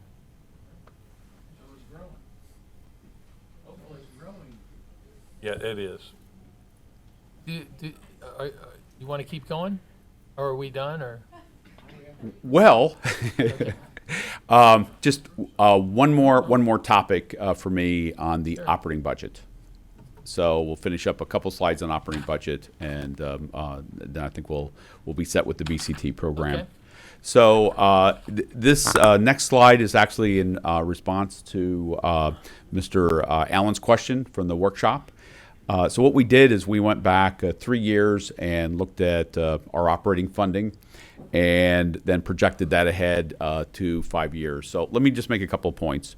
So on the top line, you see the contribution of transportation surtax as that progressed, from 2020 all the way to 2027. You'll see that there is a dip in the surtax amounts for 21, 22, and 23. That is commensurate with the COVID relief money that was given to the transit agency. So we had some $200 million of that COVID funding that was available to us. You see that down in the line item. 2023 is sort of our last year of that sort of manna from heaven that we got from the federal government to help supplement our operating budget. Then it kicks back into where we always thought we would be with our funding requirements. Just to hit specifically what some of our funding sources are, certainly fare box revenue. So we've seen that significant hit to fare box revenue as there was a portion of time we didn't even charge fares. We lost significant amounts of our ridership. We're just now getting back to that 80% of our ridership. So you see the fare box revenue dip, and then you see us start to pull the fare box revenue back and project over time. We're hoping to do better than that, but we're just trying to be conservative fiscally and trying to project how that can reasonably come back. The third item, general fund transfer, the ad valorem contribution to the system, that's fixed at $27 million per year. I worked on the original 30-year plan on that budget, so all 30 years of that budget was always planned that we were going to fix that amount of the general fund all throughout the plan. Gas tax funds, again, we got some relief. The gas tax funds were then kind of freed up for other uses, during the 21, 22, 23 period. Then those gas tax funds will be coming back to us in 24. We do sell advertising on the side of the buses, and we have some miscellaneous revenues. We get some revenues back on, if we get into accidents or something and somebody owes us money for the accident, we have small amounts of that. The state gives us block grants, sort of based on our ridership and usage. Those block grants slowly increase over time. And are based on the amount of service you provide. So as we project to provide more service, we're expecting that amount of money to go up. There's a state requirement that on those monies that we go out and are responsible for, like our fare box revenue and this advertising revenue, whatever, we don't know. We can't guarantee that we're going to collect all of it. So we're only allowed to budget 95%. So this is just it's just the budgetary offset of that. If we collect it, we collect it, and then we've got it to spend. So, we have that. And I guess back in 20 and 21 that there was some additional money that was put in reserves from the county to balance off the budget in those particular years. So as an overview, that's kind of where we are. I would like to say about the fare box revenue again. We're anticipating, and even the size of our budget kind of growing, we're just trying to get back to where we were in fiscal 19, right, before COVID. We're trying to get our service put back together. We're trying to get all those operators hired. We're trying to get back to where we were in fiscal 23. Once we do that, our plan is then in fiscal 24, 25, 26, and 27 to add 2% service each year to start to grow our service, new routes, additional buses, to slowly start to ramp that up and to bring back our ridership. And so, from overall service hours, the 2019 service level was, believe it or not, was 1.5 million hours of service in 2019. So when you start talking about 2% additions off of a base of 1.5 million, that's not insignificant. That's a lot of additional service to start to put up. So we're hoping then by the end of this program to have a system that's about 8% larger in service hours, and then even faster growth as we get outside this 5-year period as we add the BRTs and the LRTs and the other projects that come. Any questions? Mr. Allen, do you have a question? Could you just send me a copy, email that to me, or give me a copy of it here? Is it in here? Oh, okay. Thank you. In there, it's in the handout. Mr. Garling, Yeah. I have a question.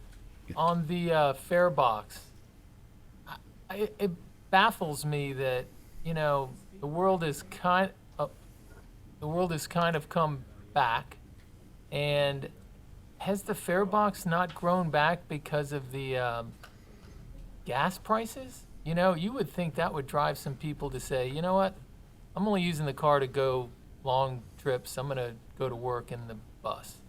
Well, I think just to step back to what happened during the pandemic, originally we fell to 25% of our pre-pandemic ridership, and we're basically telling people to stay off the bus unless they absolutely had to. So we had that first shock, right? Slowly, we've been putting things back together. And as I mentioned at the workshop, nationally, we're seeing that ridership has only recovered about 60% of pre-pandemic totals nationally. So in our area, I think reflecting some of those things, because our riders are typically people that aren't the choice riders, we've come back to 80% of pre-pandemic ridership. So I think the answer is it's kind of happening here. Okay. We're seeing some benefits, but we just had such a climb to get to. And then travel patterns have changed, and people's work and working work from patterns. home, and there's a lot we don't know, and there's a lot that continues to evolve, and you're seeing companies having people come back to work now. So we just don't know, right? So we're kind of riding the rapids right now to try to figure it out and to try to get in front of it. So, but I think part of it is we've got to get our ridership back, our bus operators back, so we can provide that last 10% of service that we're not providing right now, put the service back together, and then start growing it, and then we hope that it will take off. And I'm actually optimistic we can do better than what we're projecting, but we're projecting conservatively, about a 2% increase, and we'll see how the future goes with these services. Thank you. Whoops, sorry. And then I guess there's this was the original slide, so we've just kind of talked about it. This is over the 5 years, the operating contribution to our service will be about $486 million. That also includes some contributions, that late shift and microtransit, but we've talked about that in detail. So, I would like to take a break. Would you guys like to take a 10-minute break? Okay, thank you very okay, much. thank you. That I was appreciate it. Great conversation.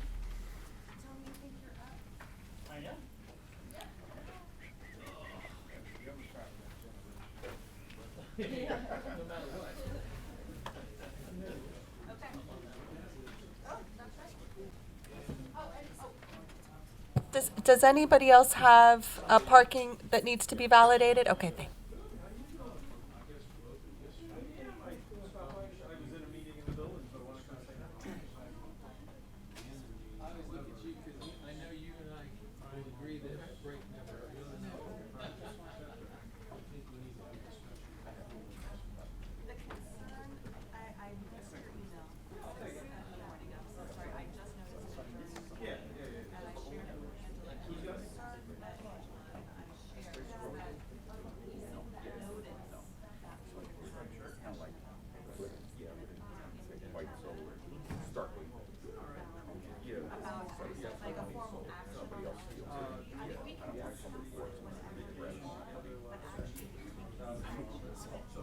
I'm trying to frame off, even though we don't know what the project, I don't want to sit there and go like, well, we don't know the project, so we're not budgeting any of it. Like, once we get locally preferred alternative, we're gonna have like a 26 we all gonna work, that'll be our PD study.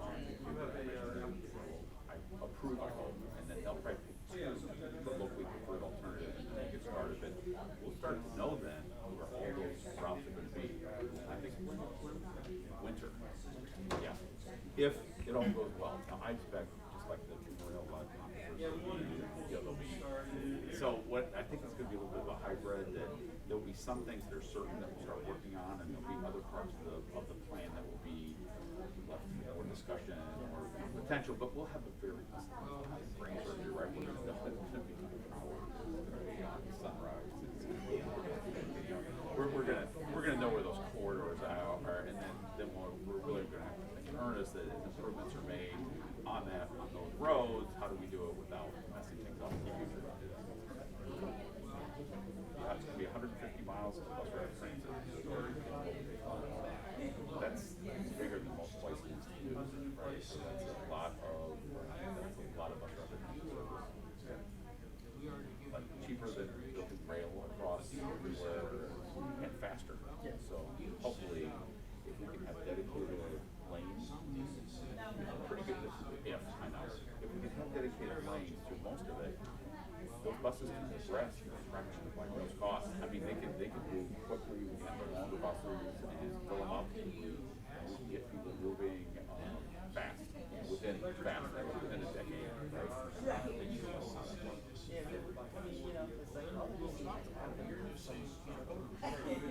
Yeah.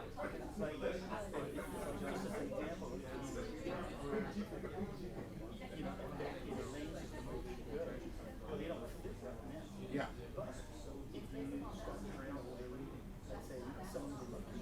Yeah.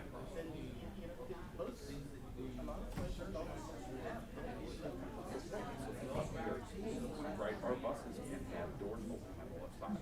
So the ERT bus has doors open on both sides like a train. So I could use a middle lane, a middle platform, middle lanes, we could grab some platform space and kind of back into the lanes. So we might be able to squeeze in, travel lanes to operate, and maybe a combination of turning and travel or something that you can. Yeah. I'm not sure you want it in the middle because you got to cross the lanes and that type of thing. Okay. But it's like, but I think that if you want to think about this, that in the lanes, you need to kind of have like a big conversation with the community again. It's like, is the dedicated bus lane lanes more valuable, or is the dedicated bus lane, I think a lot of places end up both like rail and putting it into the center. There's so much conflict.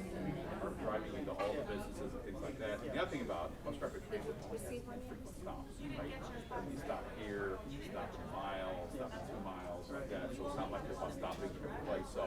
So it's kind of like you figure it out, and you can create channels and safety, and you can figure out ways to make it work. no, but those are, it's a big shift. But those are some of the things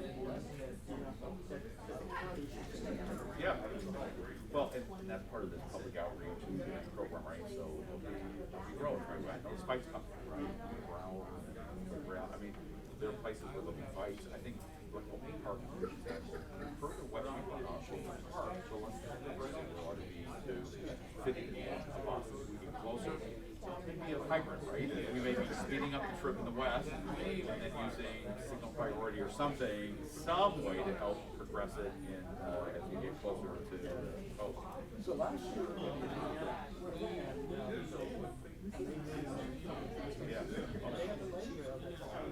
Yeah. Yeah.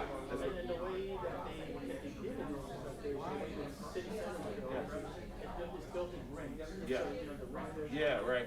And what I'm curious about is that it looks fine right now, like, you know, it's, Yeah. like I said, rail in the middle, Yeah. like what you're talking about.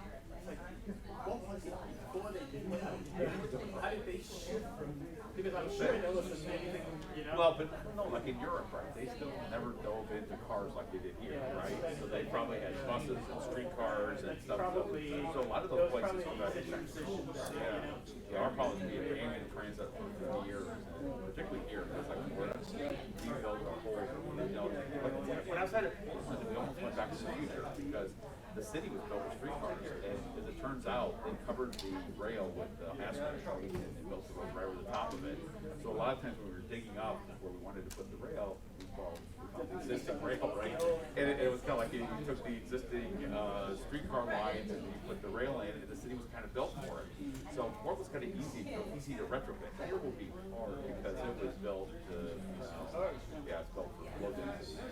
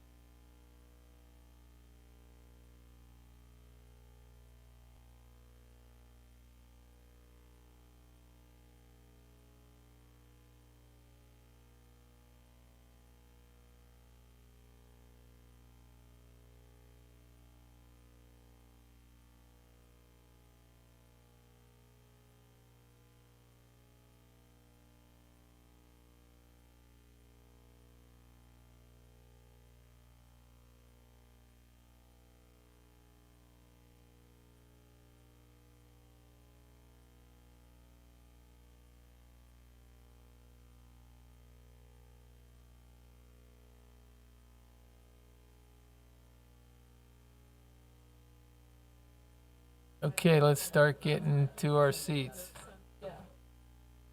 Doug. Ready? Tell him to leave. Tell him to walk away. Doug, just walk away.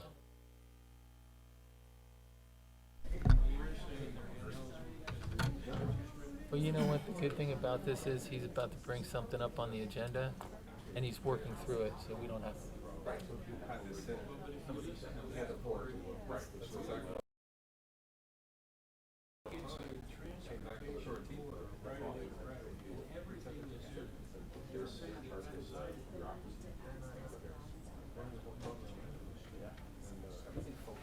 We're gonna have a discussion today. Yes. All right, let me see where we are here. Okay. Good morning, Mr. Chair, members of the Good board. morning. I will be discussing next the Public Works 5-year plan. Very quickly, the Public Works 5-year plan totals about $338 million, and that includes the $71.7 million that we discussed a couple days ago. The breakdown of the Public Works project are in the same categories that we have talked about 2 days ago. Now, just to bring it to your attention, is that the only category that's on the list for the next 5 yesterday, but we have discussed in the past before, is the road capacity expansion. And just very quickly, the road capacity expansion projects are projects that are on county road that we have right-of-way space available to expand it typically from 4 lanes to 6 lanes, and where the road conditions are in a situation that they're getting very close to being congested or are congested and so forth. So we are currently working on a couple road expansion projects that you guys have seen that we've discussed in the past right now. And just because of the way that we ask for money, that we only ask for money when we need them, we don't need construction dollars for FY23, but we need construction dollars going forth in the future years. That's the reason that we didn't discuss it a couple days ago, but it's on the list here. So it's generally the same project types that we discussed. I don't think that I need to go over that. I think we spent enough time on it on it a couple of days ago. And of course, these numbers are going to go forth and adjust as we see fit. And a big reason is going to be that, as we talked about yesterday, we're going to continue our efforts to identify areas, identify programs that we can tap into in terms of leveraging and funding and so forth. As we continue to hopefully be successful at them, that will make some adjustments in our program as we go forth. So that's and then of course, as we come to each year, we will go through the same degree of detail as we did yesterday on the projects as we go forth on every year. Can I ask a question? Sure, please. It has to do with bike lanes and road capacity, I guess. What if there's a county road and somebody on this board thinks that it could use some improvement? Is there someone we can talk to about that? I mean, you know, the idea that it's that all the county roads have to, that we believe that the county roads have to be worked on as a city municipal project. If there's, for instance, we were talking about downtown today and Andrews and 3rd Avenue. I'm just asking, is there something, can one of us propose, and you can say, you know, it has to go to the county commission. We know all the things that it has to go through, but we're sitting here and we're in the middle of stuff. Or if somebody says, I live in, I don't know, Lauderdale Lakes, or I live in Pembroke Pines, and I think there's an opportunity here, can we propose something? Mr. Chair, you're no different than any member of the public. So we have people reach out to us. I know Tony and Tim's stuff. I mean, I have people who contact me. I'm sure that at the cities it's the same. You are always, you know, welcome to express your thoughts or you know, opportunities for improvements. Absolutely. Because you know, when I sit here, I think serve it up to us, right? That's the way I look at it. And then if I live in a city or if I'm going through a city and I'm like, this isn't right, this is messed up, I just think that, okay, well then that particular city needs to put it on their plan and put it into the cycle. When in fact, I mean, we're the ones that are sitting here and studying it through you guys, through all the information we get from you guys. And it just feels like every once in a while I'd like to offer something up, that's all. No, and I think when we do workshops and retreats, it's a great opportunity to do that. I want to clarify, if it's an improvement on a city-owned I got road, it. obviously you're going to Totally want to got go to the city. Okay. We would be happy to take ideas and take a look at the feasibility of them. Yep. Okay, fantastic. I'm sorry to interrupt you. Nope, Keep going. that's all I have in terms of, I don't want to go through the details of, No, you did that yesterday. yeah, right, exactly. Okay. All right, and also the intersection improvements, those are that's the stuff to improve the, Individual intersections, many cases typically turn lanes and in some cases additional through lanes, but primarily turn lanes that improve the flow of traffic. right. Mhm. Does that kind of combine with adaptive traffic control at times? It's a great question, and one of the things about it is that when we do the intersection improvement projects, we eliminate bottlenecks in the intersection. It Right. eliminates bottlenecks in the network. So what we typically do when we go through and finish this up in the intersection improvement project is that we take a look at, now that the bottleneck is eliminated, what can we improve in terms of signal timing? Because that now changes the timing of the signals. So how that ties into, we definitely adjust the signal timing once we finish an intersection improvement project, and then how that ties into adaptive. When the adaptive come in, we also make a similar type of adjustments. Okay. Anybody else have any questions? Yes. Quick Mr. question. So we see resurfacing and bike lanes, and that's a good amount there. And I don't know if this is the right place for this under Public Works, but if we're looking 5 years out, the connectivity that we've talked about before in terms of where these things go, I think becomes really important, because what I see is setting up a future where people have options, right? And they can connect to things, where the area that I live in, I've ridden every bit of tarmac in the area, and I have all kinds of ways to get around, right?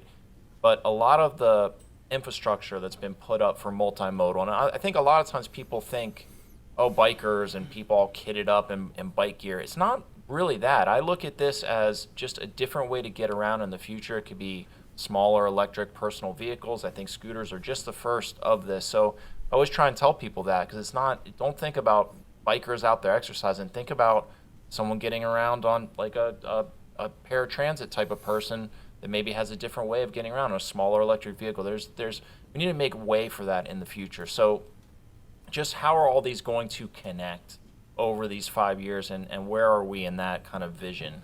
So I'm sorry she's not here today, actually, but Josette Severin, the senior planner with MAP Administration, has been working for 2 years on getting a low-stress multimodal master plan out the door. She got it through procurement. We selected the vendor. They're in negotiations right now. We should have a contract, we hope, in September. And what I had asked Josette to do is periodically, at least twice a year, to come back to you all and provide updates on how that's going. It is expected to be about a 24-month engagement.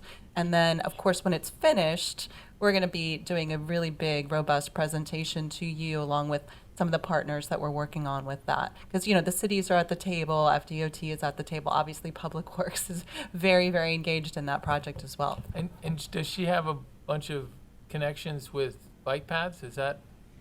It's to connect the entire county with separated, safe, multimodal, hopefully grade separated with signal systems, the whole thing, to get people around in a safe manner. We wanted to look at cover. We want to look at places where people, can rest if it starts pouring rain. We're looking at everything, and sensor technology so that we can actually be able to come back to you and tell you how it is performing. How are these performing? And many of the municipalities are so excited about them and have had them in their own CIPs that, the idea here is that when they're constructed, that the cities will actually maintain the greenways that are in their jurisdictional boundaries. So there's a lot of exciting things about that particular project. It is not surtax funded. It is funded in the constitutional gas tax because it is not eligible for surtax funding, but it is an incredibly important component of this program. So we'll be coming Wait back a to talk to you about it.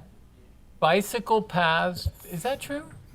It's kind of insane when you think It's about insane it. because it's why is another it not? vehicle. It is a roadway. It's just not for cars.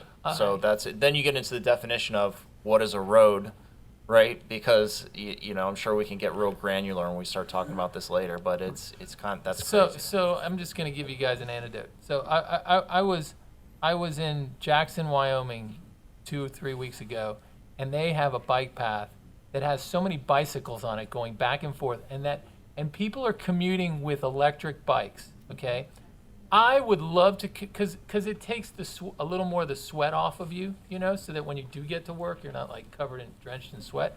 But I would love to buy an electric bike and go to work. But I'm like, how am I going to get down Andrews? Well, and just the fact that and I watch people coming down Andrews, because I drive home towards Oakland Park Boulevard on Andrews. I'm like, God bless him, because he's trying to ride a bike and he's in the road, okay?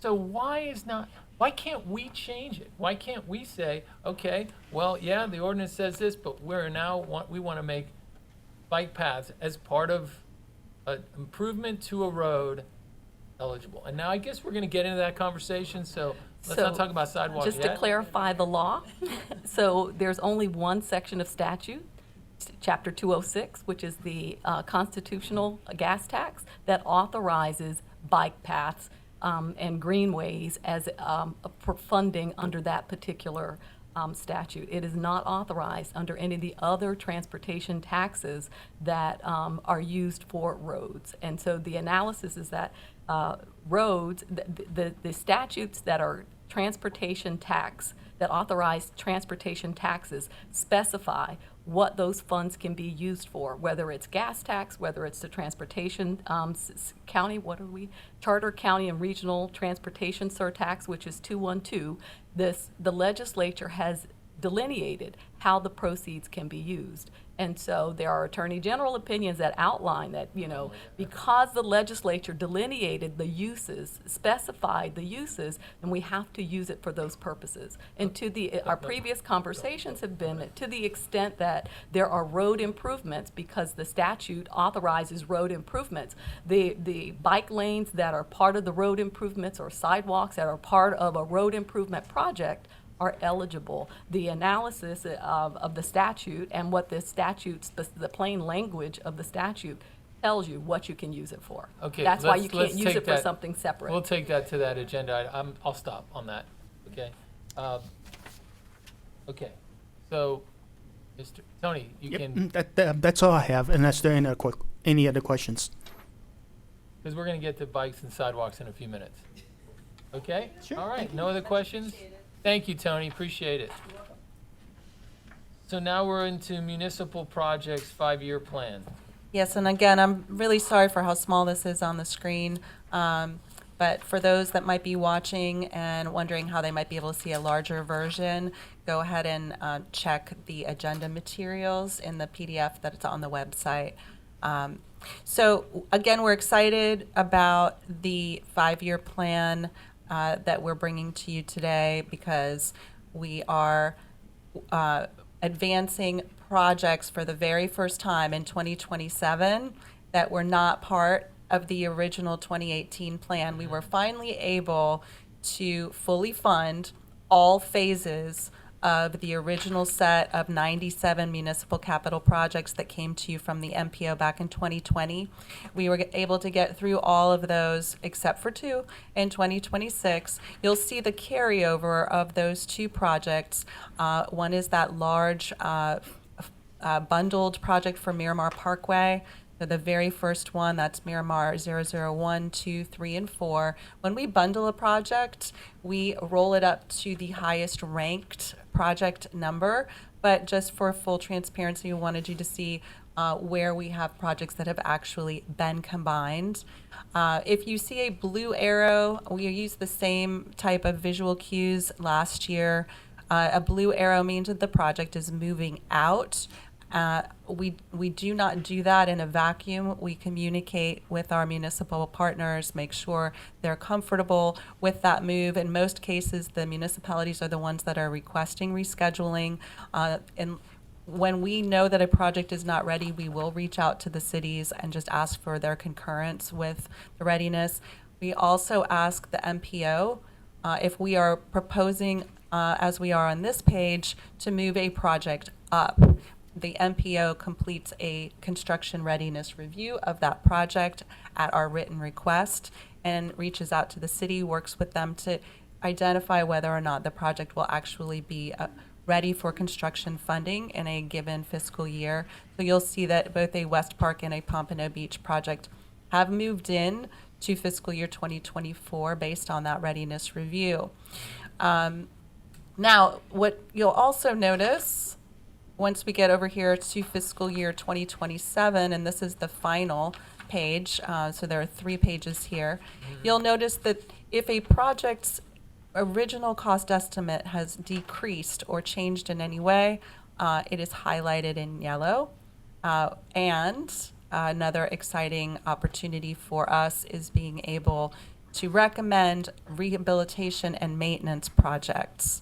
And what you'll see is that while we didn't have very much money in fiscal year 2023 for municipal rehabilitation and maintenance projects, we were only able to fund those 3 that we talked to you about on Wednesday.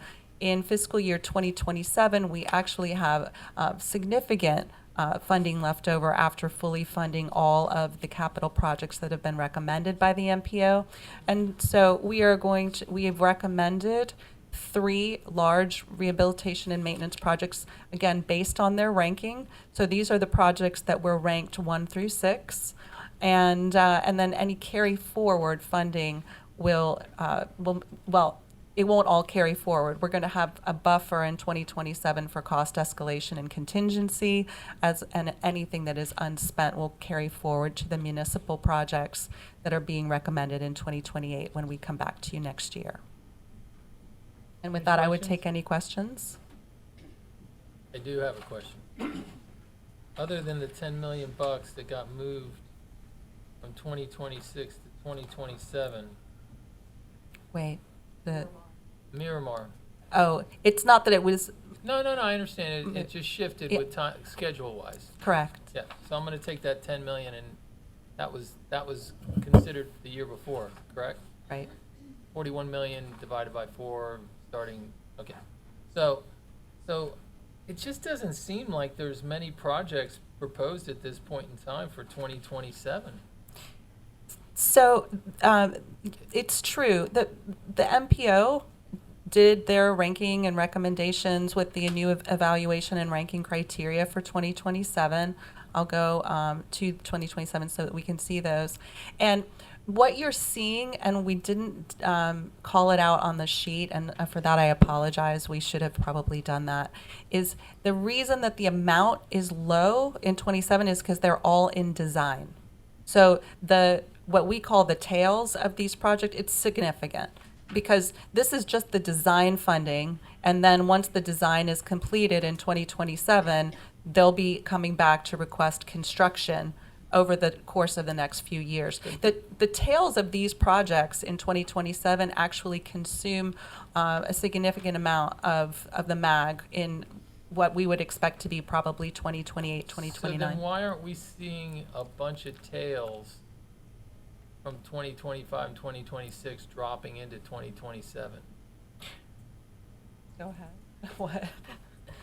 So what the 5-year plan has reflected from 2020 through 2026 is the FY20 or the cycle 1 projects. And the Second Amendment required, so there was a bunch of projects that were ranked and recommended and included. And when the cities, the county, and the MPO dealt with the Second Amendment, there was an insistence upon funding all of the remaining cycles of the FY20 projects before you got to new projects. So it's design, and we have those in design. And so that, and when we, if you may recall that back in your meeting in February, you considered an adjustment of the 5-year plan, and it brought the remaining phases of that first year of projects forward into the 5-year plan. And I think that's what Gretchen was just explaining. Because we had to take those in order and fund the remaining phases, now we're starting. And the Second Amendment, I will tell you, states that each year is a different application process. And if the project is not recommended for funding or ranked by the MPO and recommended for funding in that for that next fiscal year, then it starts over again. So we don't have those tails, and we'll be prospectively evaluating projects based upon the design and the progress of the project, rather than having a kind of bottleneck that we've been trying to dispose of. Mr. Smith. To that end, right, just kind of big picture speaking here, I think at our board level, we should have a feel for how the cities think this is going and how the process is going, right? Meaning, I know that I remember the League of Cities speaking at one point, maybe that was when we were doing the ILA, but it's been, I don't feel like we're having that direct feedback at this point, and I just want to make sure that we get these dollars spent, right, in the right time frame, and if enough come off, then we have more in reserves, and then the money's not going where it's supposed to be going. So I just think it is up to us to kind of know how that's looking from all sides, and I just would, if the cities are listening, I would invite them to participate with us and give the feedback. And I'm not saying there's negative feedback out there, and I just don't know what the pulse of that is, because what I wouldn't want to see happen over time is cities just not putting in projects and saying, hey, it's kind of a pain to do, and it just, and how do you guys feel like it's going? Are we on pace? Are we accelerating? Are we, how do you think it's going? So I will tell you, as someone who's in communication with the municipalities on a daily basis, as are at least 2 of my staff members, because that's their full-time job. It depends on which city you talk to, right? Like all things, there are a variety of different perspectives about how the program is working, whether they're happy with the number of projects they have, whether they're happy with the process, whether they like the fact that capital projects hold their rank in the Second Amendment. Depends on how many capital projects they have holding rank. So there are quite a few municipalities. I went and did as I often do, I did a presentation to 5 municipalities, their lawyers and their major leadership and project managers, and I got a variety of perspectives from them. There are cities that really want to see more rehabilitation and maintenance projects, right? That's their primary focus. They're built out. They can't widen a road. There's no place for them to do congestion management, and the projects that they really want and need are rehabilitation and maintenance projects. And the way that the Second Amendment is structured, we have to get through all of the remaining unfunded rehabilitation and maintenance projects from 2020, of which there were more than 20, before we can entertain any new ones. So that was one of the reasons why I went to the county administrator with recommendations to try to get through 6 of those 20 unfunded projects, because that's important to our municipalities, that they're able to apply for and get new projects. Why was it so important to do an adjusted 5-year plan? Because of all the feedback that we were getting from the cities, that they wanted to be able to apply for new projects. They didn't want to be stuck with these projects from 2020 forever. There were cities that didn't get any projects that they wanted. And so in order to get through all of those projects in all of their phases, we had to overfund the MAG significantly. And that's a policy decision that my board needed to make. and that our county administrator needed to support, which they did, so that you could see we don't have any more tails from 2020 after those two in 2027, and we've got some new projects in there, including one that was not even in the 2018 plan. But I will invite all of the municipalities to your retreat, and I will ask that there is a Broward City Managers Association subcommittee on the surtax. And there are about 3 to 4 main members. They came and met with Angela and myself and Monica and Bertha last year. And they are constantly meeting to discuss various issues and trying to keep a pulse on kind of general how the cities are feeling about the program. And so, they may come and represent the groups, but they're, I'll do an all call. I'll just let them know that you're interested in hearing from them at our meeting in November. You want to say something, Ms. Wallace? Yes, thank you, Mr. Chair. So, and there's no, I guess, shortage of applications because there were more than 100 applications submitted for municipal projects, municipal capital projects submitted to the MPO for evaluation in 2022. And so these are the projects that the MPO recommended, and they recommend, within the minimum annual guarantee funds that are available. And so we're all bound by the parameters of the Second Amendment, which governs the relationship among the county, the 29 municipalities, and the MPO. And so while I understand that, I guess there are different perspectives with regard to how things are going, we have to ensure that we comply with the terms of that agreement, and that's what we've been doing. We've ensured that. Mr. Chairman, Yes, Mr. Allen. yet there is $25 million about in this budget proposal here for ineligible projects that could be programmed into additional sites if they were to be withdrawn? So the way that we actually program the 5-year plan is in order to be consistent with the Second Amendment. We show the project, we show the funding, but we do not actually include the funding in the 5-year plan. So it is not holding up. Just for clarity, because I know there's a lot of discussion about ineligible projects holding up money that other projects could access. We're not programming that way. So if the project has been deemed ineligible, while we have funding allocated for that project someplace else, we are programming real money. And But some of this money is in the 23 program year. so it's not, if you add it up, you'll see that that money is not actually part of the calculation. We don't actually, we show it because it holds its place based on the Second Amendment. And yes, the county appropriated money in the tune of $126.9 million in 2020 for all of the municipal projects. That money continues to carry forward at a lower level, but it's still there in the budget. But I want to be clear that we are programming over ineligible projects at this moment.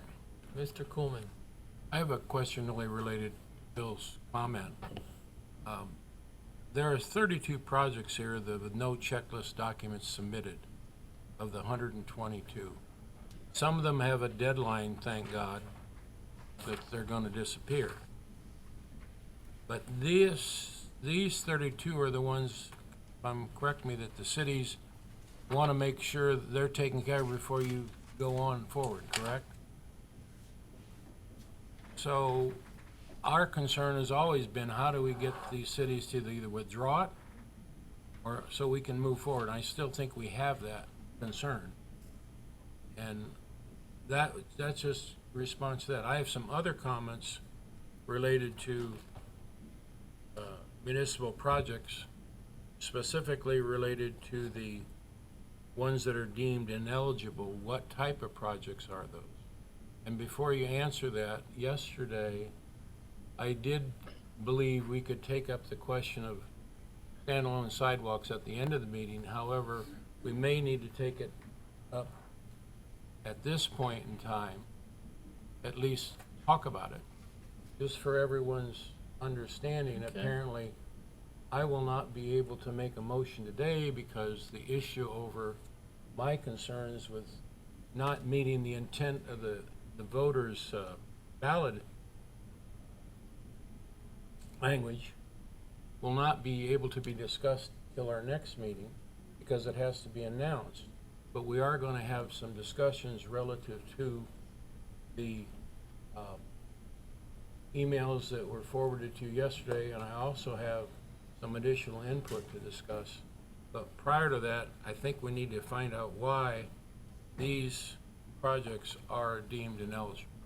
Okay, so the 9 projects that were listed in the presentation yesterday and the ones that are listed in the on Wednesday, and the ones that listed in the presentation today are projects for which the county received the required checklist and documents associated with the projects that outline what the projects include.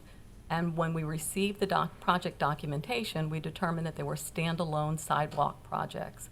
And because the projects do not include any road improvements and they are standalone sidewalk projects, they are not eligible under 212055 Florida statutes, which delineates how the proceeds from the surtax can be utilized. Okay, I'd like to go into Go. discussion, the emails you got. My first question, however, is did everybody get it and read it? Thank That's you. like asking a bunch of middle schoolers if they do that. Can I ask one clarifying point? So just to clarify what Well- we're talking about, so Coral Springs had almost $30 million in ineligible sidewalks. That's what all of that was? Are we apples to apples here? Like, that's why it's ineligible? It was a Those two. citywide sidewalk program. They submitted one section of their city, as you know, very large city, as one project. They submitted another section of the city as another project, and both of those it was a planning, design, and construction. Both had 3 phases. So they wanted to do a plan for Right. updating and connectivity and, rehabbing citywide sidewalks, citywide. Sidewalk. Yes. And could I wonder if they would describe it exactly as sidewalks. It was really sidewalks, just a walking path. There's nothing else to it. That was it. Yes. Well, let me preface what I'm going to say.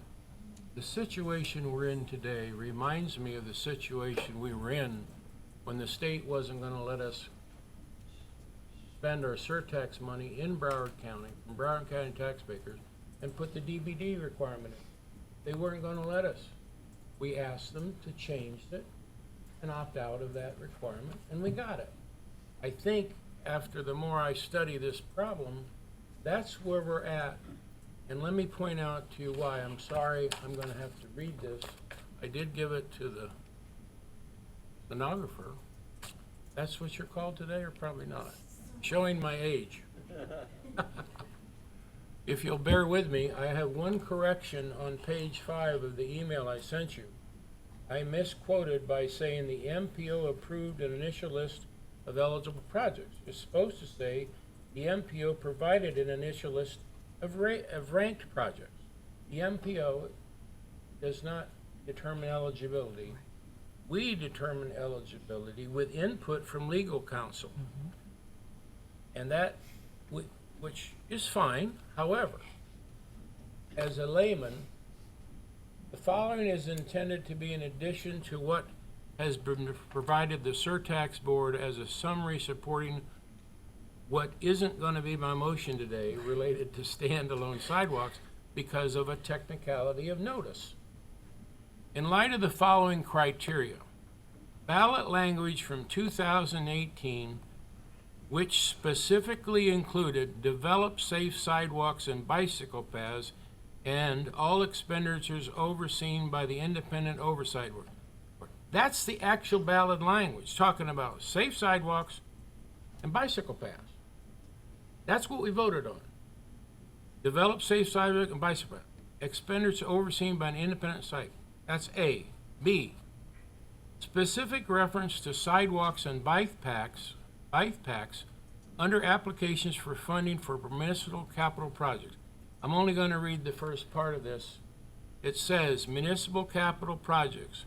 Municipalities in Broward County may submit written applications to the Broward County MPO for transportation surtax proceeds to fund statutorily eligible capital projects that do not involve rehabilitation or maintenance of the road, which I'm confused over, including but not limited to projects for new roads, widening of existing roads, traffic calming improvements, transportation-related ADA accommodations, sidewalks and bike packs and bridges, and it goes on. So, the taxpayer voted for sidewalks and bicycle packs. The municipalities were asked to submit plans for sidewalks and bicycle paths. However, item 3, although under Florida Statute 12.055(1)(d)(4), which is fairly general and does not even mention specifically sidewalks, but references roads. However, Section 3 of the Second Amendment is more specific, and under item G, road improvements references ADA accommodations and traffic calming projects are eligible. It further goes on to specifically call out high-end decorative lighting, decorative road signage, brick pavers, and similar items are not eligible. Of particular note here is that sidewalks or standalone sidewalks were not on this list of ineligible projects, nor are greenway or bike path projects. They're not on the list. It's more detailed, more specific, and they eliminate some things, but those weren't eliminated. All of which are on the ballot language voted on by the taxpayers of Broward County. I just read it to you. Secondly, road improvements generically include sidewalk, and sidewalks are a requirement for qualification for receiving grants and are design criteria for complete streets as they are deemed as traffic calming elements of a roadway. So therefore, well, I'm going to note, the underlying goals of these taxpayer-approved funds is to improve mobility, connectivity, and safety, and the Oversight Board has this as one of its obligations. Last point, the Oversight Board is to approve projects as to statutory eligibility with due consideration given to the opinion of the Transportation Surtax General Counsel. We've heard that a number of times. However, keep in mind what I said before about the DBE requirement that we were able to change so we could spend our money, our tax money, in Broward the way we wanted it. Where's my favorite guy over there? He's not here today. However, in light of what the taxpayers of Broward County approved per the ballot language, what the applications for funding for municipal projects required, combined with the fact there is no language making standalone sidewalks, nor for that matter greenways or bikeways, ineligible for funding from surtax dollars, due consideration did not render these types of projects ineligible. Apparently, it is the statute that is flawed. We're only in year 3 of 30, and we're learning every day. I am not going to make the motion, but I think up for discussion, we need to find out a way to approve these bicycle and sidewalk projects. And I believe, interpreting this, but I'm not an attorney, there's already a stuff language in there because the statute is pretty vague. And it doesn't even allow, the statute doesn't even talk about sidewalks, let alone bike paths. So therefore, how we got to this point is not right. So we will, I assume, be talking about this further, and I would like to. Let's talk about it now because we're into it. Well, no, my point is, I cannot make a motion today because it wasn't announced. We can talk about it a lot more, and I'd love to hear a lot of people's responses.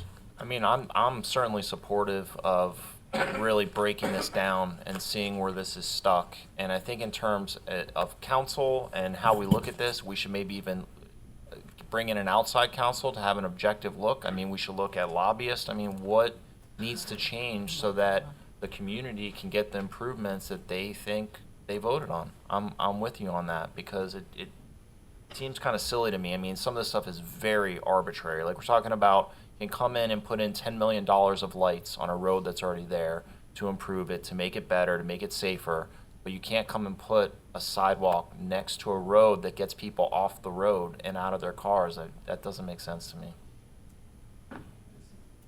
Ms. Wallace. Thank you, Mr. Chair. There are a couple of points that I would like to kind of clarify.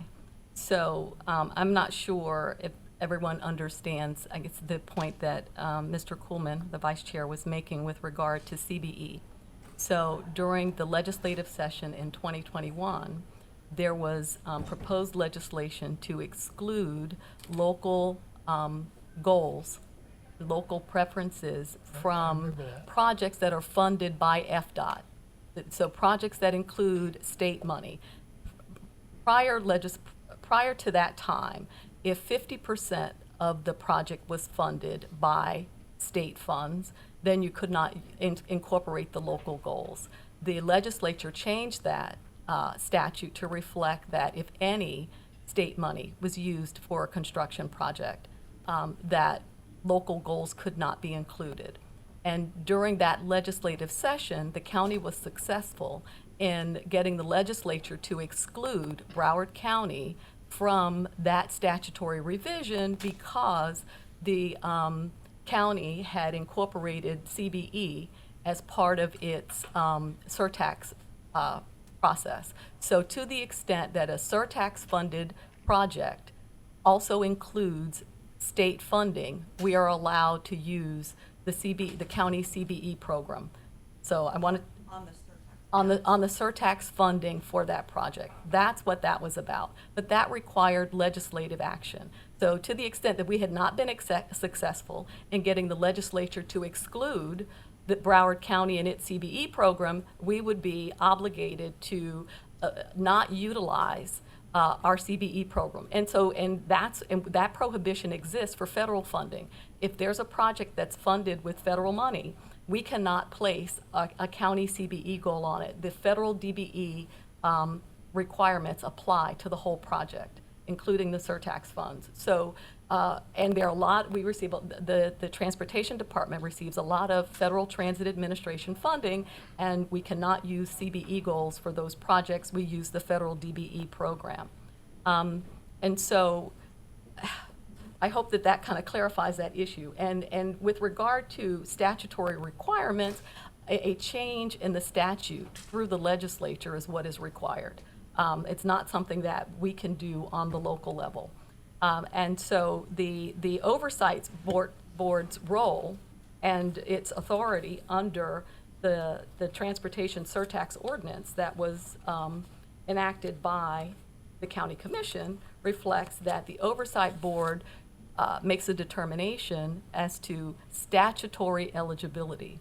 And to the extent that the project is eligible under the statute, you have the authority to make that determination. The determination cannot be based upon something outside of the statute. So to the extent that there is confusion about, I guess the ballot language, and so to me, I don't think that there's confusion with the ballot language. To the extent that there are road improvement projects that include bike lanes, we can do bike lanes or sidewalks. We can do that. The issue is standalone, and so because the statute specifically indicates, if you look at the screen, 212055 delineates proceeds from the surtax shall be applied to as many or as few of the uses enumerated below in whatever combination the county commission deems appropriate. And so it delineates them. And the fact that it does not delineate sidewalks or bike paths means that we cannot have a project that is limited to a sidewalk or a bike path. There is a section of Florida statutes that I mentioned earlier, and it's Chapter 206, which is the constitutional gas tax. It specifically delineates road improvements, and bike paths. So that one, you could do a greenways project, a bike path, and our greenways project is being funded with the constitutional gas tax because it is permissible under that statute. But to the extent that we don't have that, then we can't. And so to clarify the Second Amendment language, Mr. Kuhlman was reading from the section of the Second Amendment that delineates eligibility. And I don't know if you had an opportunity to read through the email string, but I tried to explain that that section, the eligibility section, tells you what's eligible. And those items, street lighting, drainage, sound walls, it tells you the criteria that is used to evaluate those projects and their eligibility and the amount of funding. So drainage calculations, will determine how much surtax funding could be used for a drainage project. Sound wall, if there's we don't just build a sound wall, pay for a sound wall because there's a road. There has to be a capacity increase to the road that increases the decibel levels of the noise decibel levels that would impact the area before a sound wall is eligible. So in road improvement, it delineates what can be used, and Mr. Kuhlman was indicating that it mentioned ADA and traffic calming, and those are eligible as part of a road improvement project, and it says that enhanced lighting and so forth are not eligible. The distinction is standard components are standard concrete, not brick pavers, standard lighting, not decorative or fancy lighting. So we will fund the standard, the cost of the standard element. The surtax does not fund decorative or non-standard elements that are outlined in that section. That's the distinction. So it wouldn't list sidewalks because sidewalks are not in and of themselves as a standalone project eligible. Street lighting is eligible because it's a road improvement, right? Because it illuminates, and if you look at the definition under the Second Amendment, which was provided in that email string, it delineates what street lighting does, right? And so to the extent that you have street lighting that's going to illuminate the road and make it safe, you can do that. But we're not going to pay for fancy, decorative, foo-foo lighting. That's the distinction. All right, I just want to, please, let me say something. First of all, I think that we've got a pretty good cross-section of the public here. I think that we feel like we represent the public. And I feel like you're sticking to the legal details of the law, so I appreciate and respect that. But we need to figure out how we can help cities and our county, if there's a project brought by a citizen that makes sense or whatever, and we need to create ways or figure out ways, create flexibility, say, you can't just do a sidewalk, but if you repave the road and a sidewalk, that gets you there, okay? We've got to figure out how we can deliver bike paths. I mean, in the name of safety alone, I don't understand why if traffic counts have increased on 441, you don't touch the road at all, but it's getting super dangerous for the kids, okay, and the families. And you say, and there's no sidewalk. So people are walking like right up against the curb because density has increased and there's more traffic. It's become super dangerous. And we want to put a sidewalk in because it just added safety due to the increased pressure of the population, the cars, and whatever. So we got to figure this out because it shouldn't be about just delineating the legalities of it. It should be, okay, let's figure out what the criteria are, and if a sidewalk achieves a criteria that's in that list, like safety, then maybe we're just doing a safety plan and not a sidewalk plan. Or the other thing I don't like, and I think you answered it, so I might be off, but if a city wants to improve its sidewalk or its lighting to an elevated level so that the folks that live there say, gosh, that's nice, that's really nice. and it increases their value, I think you said that you'll pay to the level of a standardized number, and then they can add to that. So that's good. But I just think we have to figure out how, because quite frankly, I can think of about 1 million ideas of where we could get multimodal on a bike path and only put in the bike path and not put in the street, or get something achieved for safety reasons on just a sidewalk that's adjacent to a very dangerous road. And I just don't, we have to figure out how to help ourselves get to where we want to go. Because I think it's this board's goal to add sidewalks and add bike paths. So, Mr. Chairman, yes. I think we noted that there is a difference in constitutional gas tax and the other highway programs. And I think it would be recommendation from this board to the county commission to request an amendment to the legislation.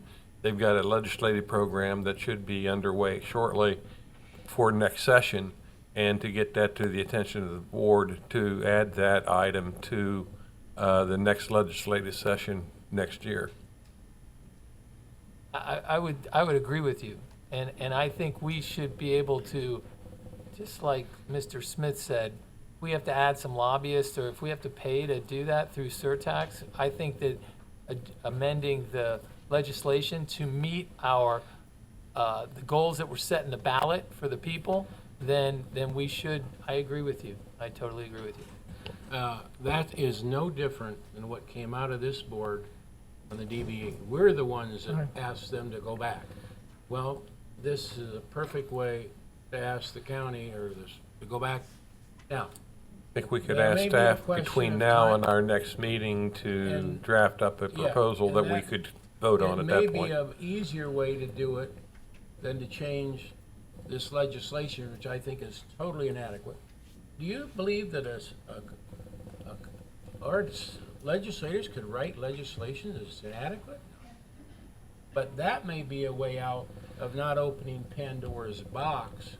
This would be interesting for Gretchen to comment on. You might read that back, I'm not sure, because that's a different way than changing the legislation, but gets the same thing done. What's that? I'm sorry, I don't know. You were asking, they can do this under the gas tax, maybe it's a question. We used that as a rationale to request an amendment to the other Yeah. section to make it consistent with the constitutional sales tax or gas tax. So we've been talking about this for 2 years, and this is not the first conversation that we've had here, and it's certainly not the first conversation that we've had internally.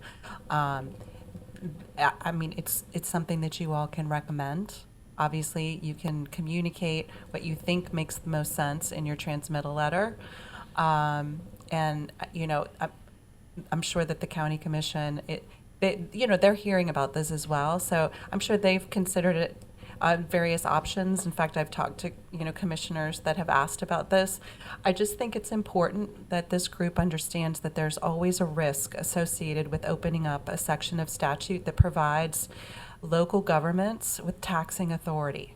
And 212055 is not just the Charter County Transportation Surtax.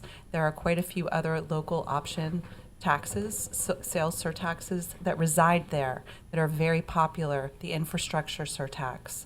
I think there's a healthcare surtax inside that section of statute as well, and there are others. So, in this environment where we have been seeing more and more and more preemption legislation, I just think it's important for you all to consider and weigh the risks associated with opening up a statute where several of our city sister counties across the state of Florida are looking to go after a transportation surtax either this year or in. What do you mean by that? Go after? So they don't currently have a transportation sales tax, right, surtax. I've been working with Orange County. It's a regional effort. Osceola is involved. They're transportation authority. They plan to go after it this year. There are other Palm Beach is looking at going after a transportation or maybe a combination infrastructure transportation sales tax when their current infrastructure sales tax sunsets. There are other counties that are interested in trying to put things on their ballot. And if we open this up to try to get clarification about what is the definition of a road, and the whole thing goes away, I just want you to just keep that in mind. But why couldn't you? But why wouldn't they be on board too? To want to have sidewalks and bike paths be delineated? Why would they not want? No, my comment is not intended to.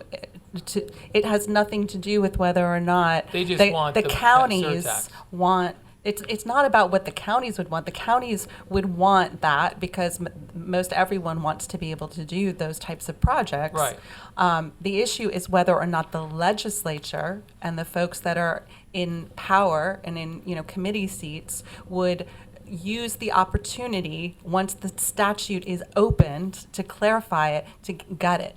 How can you get it if it's already been approved and we've Oh, got a 30-year? they can do it.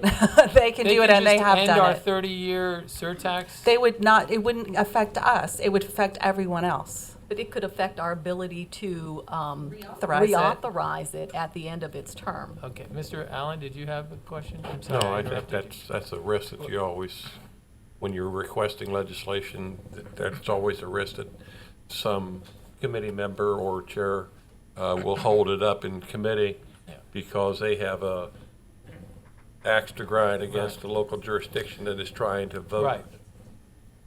This is where you have to get counsel in terms of with your lobbyists. It is a risk reward, and I understand that. But even this as written, right? Like, it might sound silly, but what is a road? So before we had cars, we had horse and buggy, right? But in the future, 30 years from now, if we have a smaller, let's call it a path for a moment. Forget about sidewalks because that just implies someone's walking on it. Say a path. And Mr. Hooper, as he mentioned, gets on his electric bike and he commutes on that path. And he goes and he stops by the grocery store on that path. And he gets around and does his business for the day. Is that a road? And he does it on his electric bike, let's say. Is that now a road, or is that... Is there definition of road on the, I'm sure there's a definition. What is that? Does it have to be cars? Probably- Because that's my hang up with this stuff, is that everything is about cars. Yeah. And I think that is the part that ends up getting a little short-sighted. I hear you. You also have to consider that perhaps the State Department of Transportation would not be in favor of opening up that statute either. So that's another risk to consider. Ms. Madden. I was wondering, for these 9 projects, has this board already had an opportunity to vote on the eligibility or not, or are we just relying on a legal opinion and it was never brought to us? So in 2020, all of the projects that were listed in 2020 were recommended, and the transmittal recommended, and the Oversight Board approved them subject to further review. So that's how that happened. Well, I've got a question on process. Yeah. This, the MPO provided a list of ranked projects. They were brought here. We determined, and they were deemed eligible by this board. A year and a half later, they come back and now they're ineligible. That, to me, independent of what we just talked about, doesn't seem right. They've already been approved by the county. We sent it to the county, they approved it. Now they're ineligible? Yes. So the transmittal, this board took action based upon recommending them subject to further review. This was cycle 1. I think everyone needs to be mindful that that was the first year that funding was provided, the very first year of this program. And there was a lot of the projects did not have documentation that was submitted that provided the information that we needed to evaluate the projects. So the county established a process, a checklist process, and the checklists were provided to the municipalities, and the municipalities had to provide the actual documentation for the projects. And when we received the documentation for the projects, they were evaluated.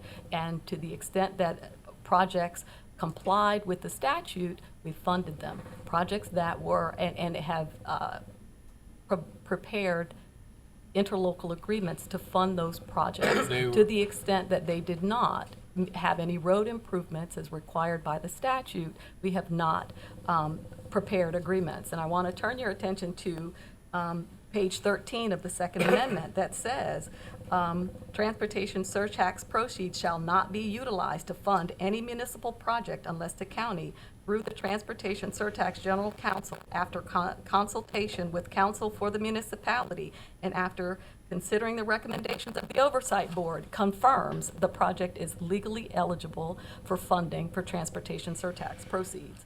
So pursuant to the Second Amendment, I'm required to confirm that they are legally eligible. Just a point of question.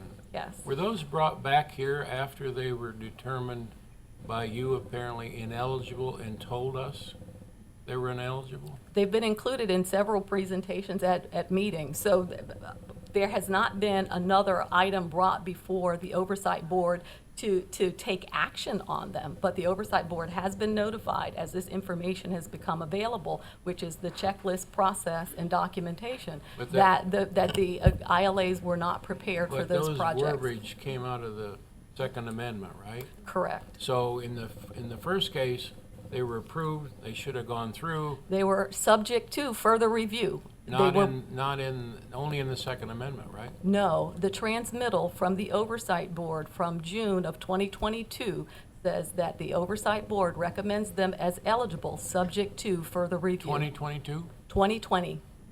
Every year, actually. It happened in Hey, hold on. 2020. Okay. All right, this is where my opinion. It'd be great if we could get legislation changed, okay? Sounds like there's risk involved there. This board's, at least a lot of people at this board believe, we haven't taken a vote, believe that there's value in safe sidewalks and bike paths, okay? If somebody comes with a sidewalk, we need to fund an asphalt repavement of the road that it's adjacent. No. We need to tell the city, add asphalt to your. Why can't we do that? Well, so that is what some of the cities heard you say. So this is not, again, the first time we've had this conversation, right? Right. So cities were listening. They heard if you have a road improvement, and I think it was a joke, but you mentioned, so if I just put a stop sign, and so they heard that. Right. And so then one of the municipalities added their own funding to add roadway improvement elements to a standalone sidewalk project. Oh, well, they But- should have done it the other way around.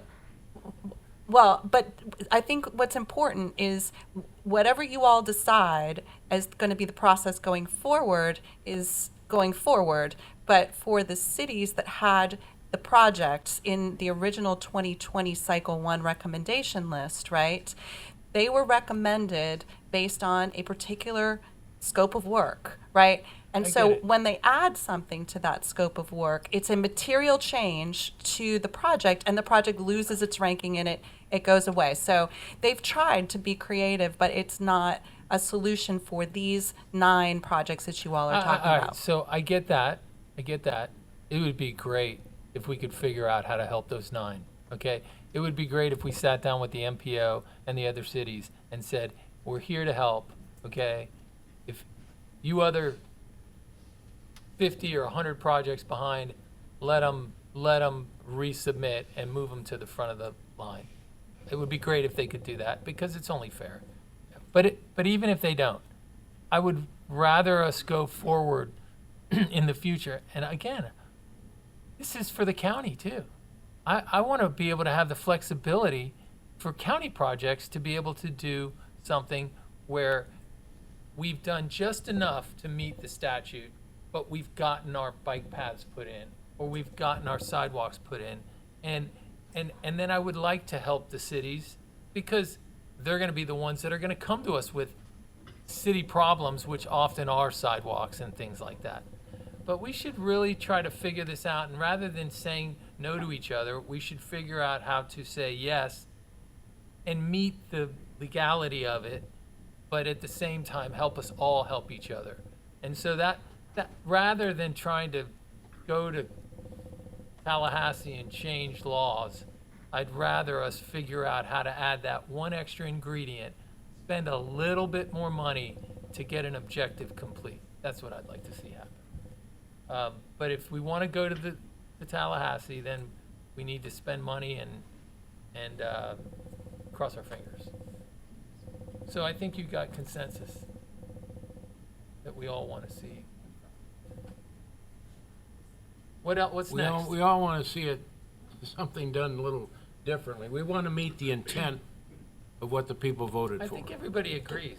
Can I Okay, just so ask? how we do that, I don't know whether we ask you to figure that out, or we discuss it more, I don't know, but we need to figure it out. I'm going to take all of this information, all of your discussion, I'm going to put something together in the transmittal letter. And, you know, obviously the chair will see if it captures what he believes was And the we'll share it. consensus. Okay. We'll share it with the group, make sure that you all are comfortable with it, and we can have another discussion in November. You know, I'll invite the lobbying team to come and kind of give you a flavor of what might work best. Would an AG opinion specific to this section of statute be preferable to trying to open up the statute? Are there any other options that maybe Angela and I haven't thought about, that, you know, somebody else much smarter than me is going to come forward and say, here's another option that you might have? Thank you. And I'll tell you right now, this county commissioners, they're hearing it too, okay? They would love, everyone would love more flexibility, right? And be able to do county projects or city projects in a way that allows you to get it done. And if it, that's the way I see it. So we would appreciate. I do have one technical question, because I don't want to break any laws. Sunshine. I have not sent this out to the board. Am I allowed to send it to you guys to be sent to the board? It's additional information, food for thought, that is on the record anyway. It's what you read in the Yes. record today. It's just the written. So I can, Are Summary. we really going to have to read a page and a half. 10-page and after we've already discussed Apparently it you for- got a month or two for an to do hour? it. I'm just asking, how can I get this to the board? It's no different than the email string that you asked that I distribute between you and Angela. So I if, need to forward this to you. Correct. or Okay. Both of you. yeah, and then we'll Okay. distribute it. All right, thank you. Ms. Madden. So I'm hearing like a lot of process here. So we voted that they're eligible, subject to further review. We didn't get a chance to see them again after they were deemed ineligible at council level. Could they be brought back so that I'm hearing like maybe at least two people may have a vote or an opinion that may be contrary to council, that they're perhaps eligible still? I mean, and then we'd have that on the record, or do we get a chance to have an attorney general opinion? Because I've seen a 10-page email chain, but not a legal opinion that actually cites 206 and compares the language. I just didn't know if procedurally, if we could tee it up to this board again to vote yes or no on whether we think it's actually eligible as a standalone sidewalk. And then that could resolve it, and then we'd know whether we need to pursue legislation changes. Well, we Or can not. certainly, you know, Angela and I can work together. What I can do, again, for November, if there's still a desire for any of the motions or different motions, if there's a desire for an action item by the board in November related to these issues, what we can do, because again, you weren't part of the board then, so also for you know, the members that weren't here in April and May of 2020, we can show you what was given to the board then, and Angela can put together, you know, a slides or a slide or multiple slides indicating the information that was received subsequently that indicated that the project that had previously been recommended as eligible was not eligible, and, you know, and that, I don't know if that would meet your needs, if that's kind of what you're looking for, and then you can have a discussion about it. I think so. I think that's what you're asking, right? Will we still have time after November to add that to the legislative program for next year, if that's one of the options that we So one of the consider? reasons why I was suggesting that we do this in November is because we already bring when every retreat, we have a conversation about the legislative program. We bring the federal lobbyists down to kind of give you a lay of the land. The elections will have occurred. There'll be more information out there about some of the IRA discretionary grants and things like that. And we can have a conversation about what might be best to try to place into the state program. Keep in mind the Board of County Commissioners acts like literally right after that. So as soon as we have a new mayor in place, which is the Tuesday before your meeting, the very next meeting, they act on the program. So it won't be a whole lot of time for us to craft something. It might be something that they add on later. But I'll definitely at least start the conversation so that the folks that do run and develop the state program know that this is coming and that this may be a conversation that is, an action item for you all in November. When's our next meeting? November 18th, Friday, November 18th. I mean, Would you rather have a special meeting? short special meeting on this and get some ideas put together. Maybe we can do something in October where we have a 1 or 2 hour meeting and we resolve some of this so we know so it's not leaving you so short between November and the first meeting after that, our meeting, if something is resolved.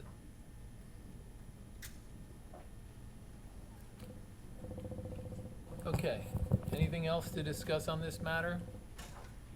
All right, where were we anyway? Just set the meeting for October, that's all. Okay, so at the end, when we get into non-agenda, I'm going to ask you all to be looking at your calendars to see if there's a special availability, and then we'll check whether or not this room is available. Okay, so let me go back, because we skipped over quite a few things. So we were here, Yep. and now we're in the existing community shuttle Surtax capital program. And as I know you've noticed, while the existing and expansion community shuttle expenses are actually appropriated in Broward County Transit because they administer that program and all of the contracts with the individual municipalities, of which there are 18 in the existing program, 2 in the expansion program. They are part of the municipal funding, that minimum annual guarantee. They're the very first component that's funded off the top of those revenues. And this just gives you an idea of the associated costs with operating and capital for the existing program. Again, that's 18 municipalities in that program. Capital is replacement vehicles. Is that correct, Tim? Correct. Okay. And then for the 2 new municipalities, which are Plantation and Hollywood, there wouldn't be any capital because they would. We already have existing vehicles. That's what I figured. Okay, so there are existing vehicles available that would go to these 2 municipalities. So what you're seeing is primarily the operating subsidy through the 5-year plan. Then this is the 5-year plan for your support services. Again, this includes the Office of Economic and Small Business Development, 3 full-time staff. This includes legal, so Angela's team. It includes an auditor, and it also includes all of the contracts associated with supporting you. And you can see that we did a substantial reduction from 22, and then the 5-year plan assumes that we have no additional staff. We did, as I mentioned to you in 23, add a staff person in Public Works where Tony is, and then there's a 3% cost of living adjustment year over year off of the base of 23. Any questions? No, I Okay. don't think so. Anybody? All right, so we'll move into why are we here? Okay, so what is the Code of Ordinances related to the budget and 5-year plan process? I'm going to turn it over to Angela. Okay, so the approval of the 5-year plan is outlined in 31.5/75 Code of Ordinances, which is the Transportation Surtax Ordinance, and it provides that the Oversight Board that the county staff presents proposed projects and expenditures as part of the 5-year plan, and the Oversight Board reviews them as to statutory eligibility under 212.055(1) of the Florida statutes. Once the Oversight Board approves the projects. They submit them in a transmittal to the county administrator, and the county administrator incorporates the recommendations into her recommendations to the county commission, and the county commission acts on both the annual budget and the 5-year plan during the course of the county's regular budget approval and 5-year plan approval process. And so the statute authorizes the proceeds from the surtax to be used for planning, development, construction, operations, and maintenance of roads and bridges in the county, for planning, development, expansion, and operations and maintenance of bus and fixed guideway systems, and for the planning, development, construction, operation, and maintenance of on-demand transportation services. So, okay? I've got a question. Yes. So if we're doing a 5-year plan, and we're supposed to now approve proposed projects and proposed I can understand on the year of the expenditure, but we are basing our approval on the 5-year now after talking through this entire thing for the last hour. Mr. Chair, you're not wrong. That's my error, probably. The ordinance specifically states that you all have to simply act on the 5-year plan. You don't actually have to indicate that it's statutorily eligible. Okay. Because we bring back Okay, I just. a high level of detail every single year Yes. of that 5-year plan. That's what I So the wanted to make statutory sure. eligibility is on 23, and Angela's checking me, but I do recall that it just says that you all have to act on the 5-year plan. Okay, that's different. So on action item number 4, it says motion to approve as statutorily eligible.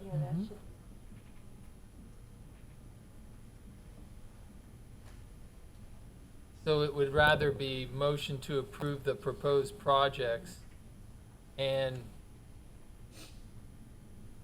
expenditures, I guess, because they're proposed, and estimated expenditures, I would rather it say, for 5-year plan 23 to 27, consistent with, do we make it consistent with 31.5 75H3 of the Broward County Now, Code? yes, that's the area that requires you to actually see the 5-year plan and act on it. Okay. That's the section of the ordinance. And then the supporting services, that's this map budget is in that, right? Right. And this, I mean, this breakout that we got, this just shows 1 year, but we're saying that this is a consistent amount, and this amount is kind of repeated over 5 years. Is that right? So it's not a consistent amount. It is increased 3%. But not much, yeah. Right, But that's it's a- just like a it's a- cost of living adjustment type of But thing. again, as my budget director will tell me all the time, it's just a plan, Yeah. right? So if we need additional resources in 24, even if we needed additional resources in the middle of 23, we do multiple budget supplementals. As you all know, Yeah. if we need something, we bring it to you. Public Works has come in the middle of the year. Transit's come in the middle of the year. We've come with Pat Salerno Drive in the middle of the year. Commuter rail. This is just what the budget book it says, but every single year we're going to come to you with a detailed breakdown of what those costs include, if there are any changes to it. And now I'm hearing that you would like a detailed breakdown, even if there No, aren't I'm any just- changes yeah, to it I was just necessarily. looking at these items, and I mean, going back to the marketing question, right? So I thought we had a multi-year marketing contract. I think it was with Adept, correct? Hey, can I bring that up in the next? Yeah. I'm gonna do it as like a new business. No, that's great. Yeah. Yeah. But are you trying to make an example? Yeah, it's Okay. I'm not tied to the particular. It was brought to my attention. There's some issue with that, but it's more to say where are the marketing numbers. dollars. I would expect these to be ramping up, and so it's kind of an example. Yeah. So that's another reason why we probably gotta deliver the numbers.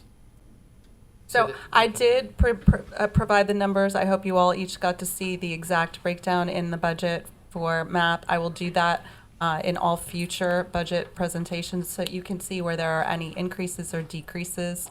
But I'm prepared to discuss the issue of adept, and I understand that it's something that several of you would like to bring up in non-agenda. So if I could, I don't, Phil, you probably know how to do this better than I do, but I just wanted to delete the words as statutorily eligible. No, so it is as statutorily eligible, right? So the Oversight Board approves proposed projects and proposed expenditures as statutorily eligible. The purpose of the 5-year plan is programming.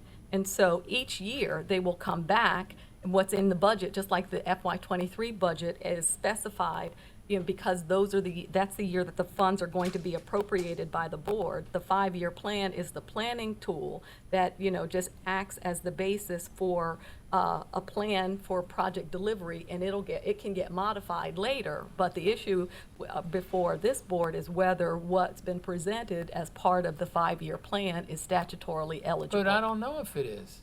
So the projects they fit within the categories. How which do is I know? because they've all been transit or roads.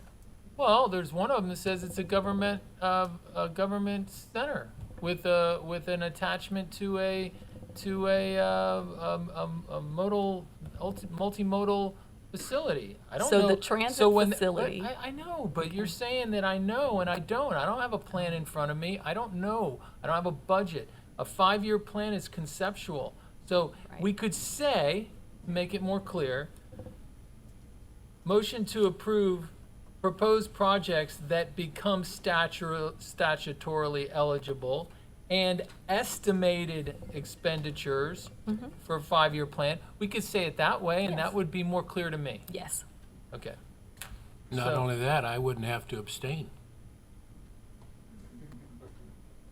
So motion to approve the proposed projects that become statutorily eligible and estimated expenditures for the 5-year plan 23 to 27, consistent with the ordinance. Can we say that? And it's been put in the record as that? I move the motion. Mr. Chairman, Oh, just and a second. We'll go to discussion. I had stated at our last meeting that should a project be proposed for inclusion in the 5-year program from a jurisdiction that had not withdrawn an ineligible project, that I couldn't vote for that. I hear from staff that in no way does that money that remains allocated for those projects that are ineligible, does that affect the application of those or reapplication of those monies to other projects currently? So, you know, based on that, I can also not abstain or vote for that motion and still maintain my position that those ineligible projects are in fact holding up monies that could be used. But again, staff had assured me that's not the case. So we're gonna, okay, he made the motion. Do we have a second? Second. Do we have any more discussion? Okay, all those in favor? Aye. Aye. Those opposed? Okay. You want to do the next steps? Sure, very quickly, I just wanted to alert you all to the fact that there will be a workshop on the Surtax on the 30th. It'll be quick. County Commission does this on an annual basis. If you all are interested in tuning in, let me know, and I'll kind of give you an idea of when we expect the Surtax budget to come up. And now we can move into non-agenda, Mr. Chair. Okay. All right, so, you know, just speaking as a chair, I do want to say something other than what I said I was going to bring up. I think that it's almost been 4 years, right? Almost been 4 years. COVID certainly put a little bit of a damper on it, but we've kind of figured out a lot of things that we don't know, and that we've started to, and that's why a lot of the meat and potatoes are showing up on the project. And I just think we've made a lot of progress, and even though there's bumpiness in the meetings, and we're still learning every day, I think we've learned a lot. And, you know, because you clearly are asking questions and reading, I think we're doing a great job of getting it into the details as much as we can as volunteers. And so I think we're doing a really good job. I think after 4 years, if we were to hand this off to another board, I think we would give them a nice layup so that they could keep playing the game. And so I appreciate all the time and the effort that staff and our board members put into this this business of transportation. And I think, and I'm really proud that we are getting to a point where we're going to really affect our community. So I wanted to say that, and it's a lot of it is I just wish, like you, that other people could hear and sit through some of these meetings, maybe the juiciest parts of the meetings that are less boring, and they could understand what's going on, because the future is bright in Broward County. And then I did want to bring up this issue. I did receive an email and a phone call, and it was from a vendor who has a contract, and I know that staff knows about this. Gretchen and Angela know about it, and I just, maybe you guys can tee it up, because I just want clarity. There's a little bit of angst from the vendor, and you know, at the end of the day, we are volunteers, and once we approve a budget or something to go out for RFP, we're not in the business of understanding the contracts or the details of the deal to a great extent. So if you could open it up for that discussion. Thank you, Mr. Chair. And I'm familiar with the situation. I've seen quite a bit of communication going back and forth over the last few years. And the first thing that I want to do is I want to correct the record from Wednesday. And I apologize. I said that their contract was expiring this September. I meant next September. So their contract expires the first 3-year term. There were options to renew for 2 additional periods, but the contract was executed on September 22nd of 2020. At that time, I had no PIO. My public information officer, who had initially started off, was retiring. We did not have a public information specialist position, and we also did not have a large qualified vendors list, kind of master agreement with much broader array of marketing and public informational services under our Office of Public Communications, which we currently do. At the time that this contract went into effect, the structure of that contract was also not with MAP administration, so I think that is really important for you all to know. It was a big umbrella contract. That's what it was intended to be, with all county agencies able to purchase off of it for a variety of different reasons. And the contribution to this large county-wide contract from the surtax was $93,500 for the 3-year term. That was our total contribution. There was the expectation that other agencies would be contributing as well. And other agencies have used the umbrella contract. But the one that has come in behind it, and kind of in place of it, is a better contract with more offerings. And Adept is on that contract. So what I was trying to explain, inartfully, I guess, on Wednesday, is that there's about $19,000 left in that original $93,500 that the surtax contributed to that particular agreement. In fact, just recently, as I'm sure Mr. Pollitt may have mentioned to you all in his communications with you, we sent a task order out trying to utilize Adept to work on our annual report, to provide design services, because I'm really trying to be responsive to your requests for us to continually iterate and be innovative. And we were looking at perhaps doing an animated, three-dimensional type of electronic report rather than just having hard copy reports and translate. We use translation services for that, and it's really a great tool for communicating about the program, and people are interested in it. So we did send out a task order to Adept to provide that service. I have not received a final response. So we continue to use Adept, and with the money that's in our budget, for the variety of different types of services that I've expressed to you and that you've received in detail about, right? A lot of it is videography, a lot of it is website support. Many of the services that were in the flat fee service categories of the existing relationship with Adept are not necessary. So branding, logo, coming up with a list of like an email list, that's been completed. They did an excellent job. You all saw the branding. You all, I think, really like the logo and the branding and all of the efforts associated with that.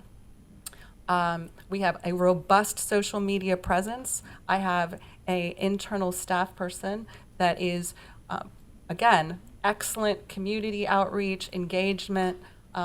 When we need specific types of work done that obviously we don't have the capacity internally to do, we go out and we ask who would like to provide these services. And Adept is all, if I'm using that OPC qualified vendors list, which is almost always the case, they are more than welcome to bid on the work. And if they are the best person for the job and it's the right price, because I'm always very cognizant of the fact that this is a tax-funded program, they're going to get the job. So that's all I have, Mr. Chair. Anybody have questions? You guys talked in a lot of things. I don't know who did what to who, but I guess it's under control. Look, I'm not gonna go through the entire contract and interpret it and that sort of thing, so I don't have it in front of me. But my understanding of it was just the spirit of what it was didn't seem like it was getting honored, and maybe that depends on the perspective that's out there.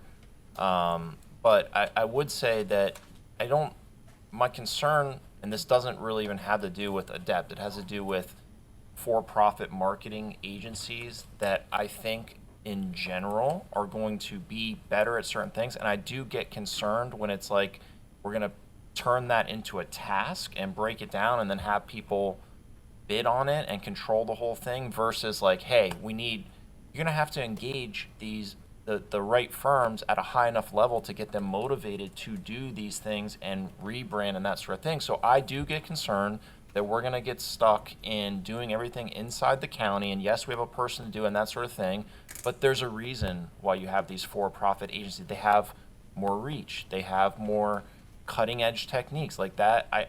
I think that that's probably a fact, right? And this is not in reference to We don't disagree with you at all, to Shay. Adept. So that was, there's two different things going on here that to me they kind of merged together, which is when that contract got approved, I was aware of it. I was like, okay, this is cool. Somebody's going to come in, look at this thing, give us some slick stuff, and it just seemed like it got kind of stalled, right?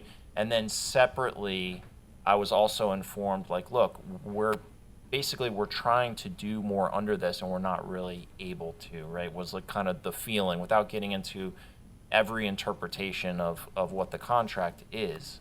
But hopefully we've interpreted that correctly, because I don't I don't have the wherewithal to go back and, everything in front of me, go back and compare that and, that sort of thing. Well, Mr. Chair, if I could just respond, I'd just like to make sure that I'm clear when I say that there are things that we do internally that are not what we would ever hire an external consulting service for on a long-term basis. It would not be cost effective. Social media management, You know, all the things that we do around ordering signage, all of the things that we do around organizing groundbreakings. I mean, these are things that we are completely competent and able to do at a very low cost compared to going out and paying $155 an hour for a consultant. However, the funding that we have in our budget, we absolutely are using consulting services. Like hosting a website is a very, very expensive thing, and it's going to require extremely talented group. And we went out and we competitively bid it, and it's not cheap.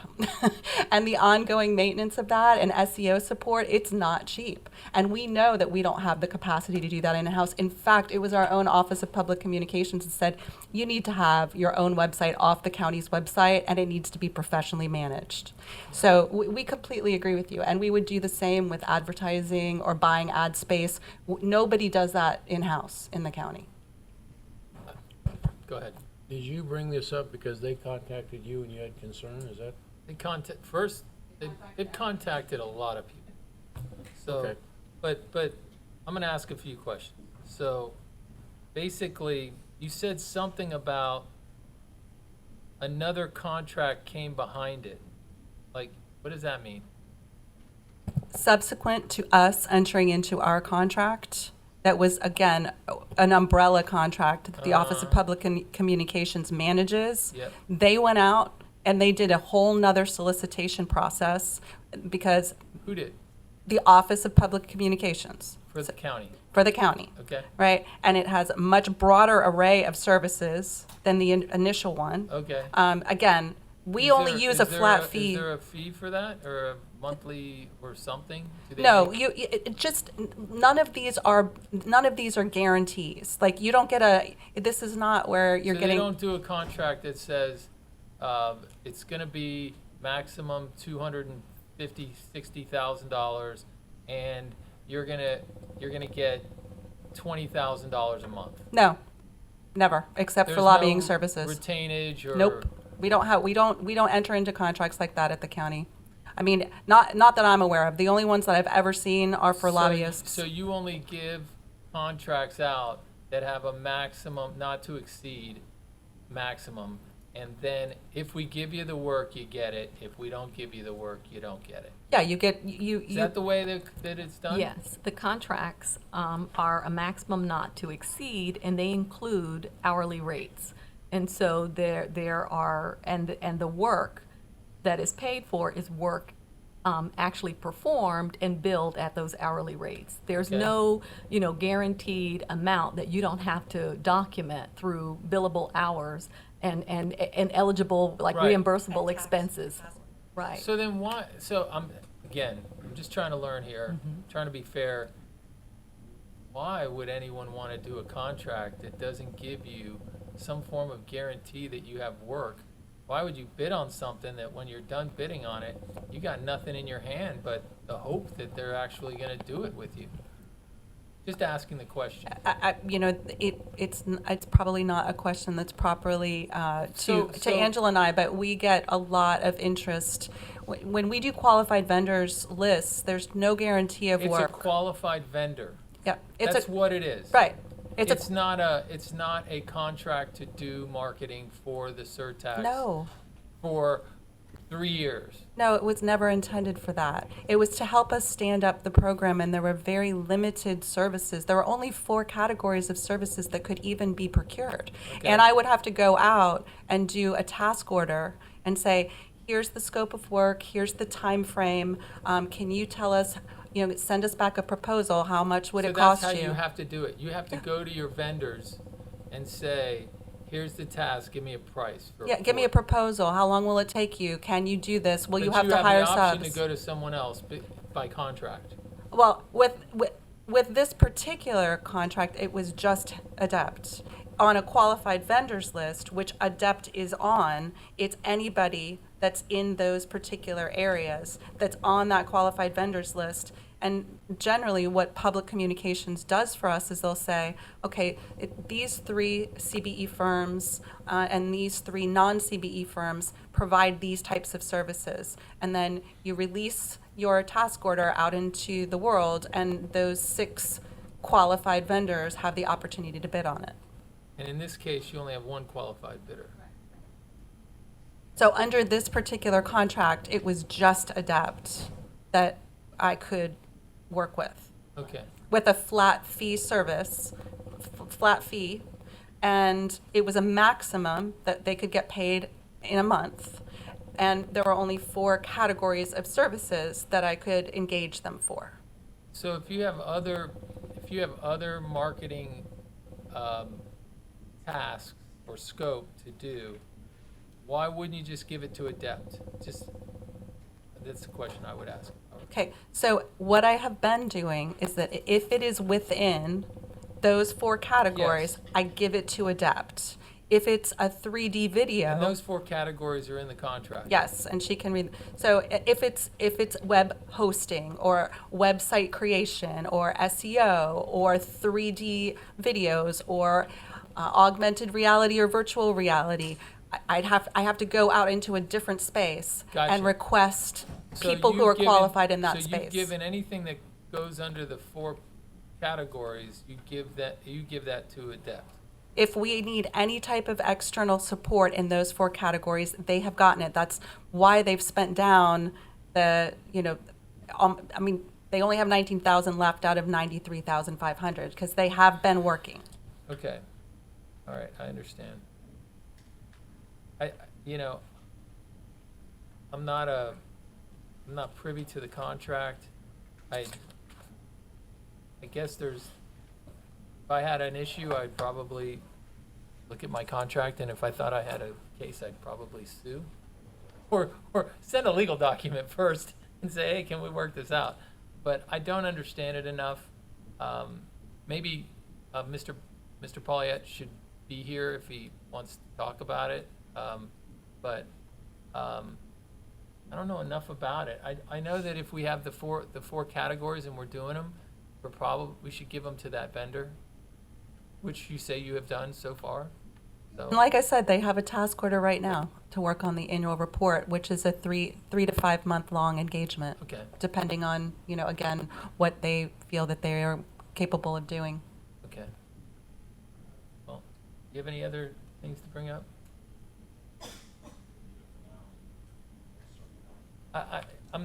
I'm not gonna get. I can tell you right now, I'm not gonna get pulled into another one of these. Okay.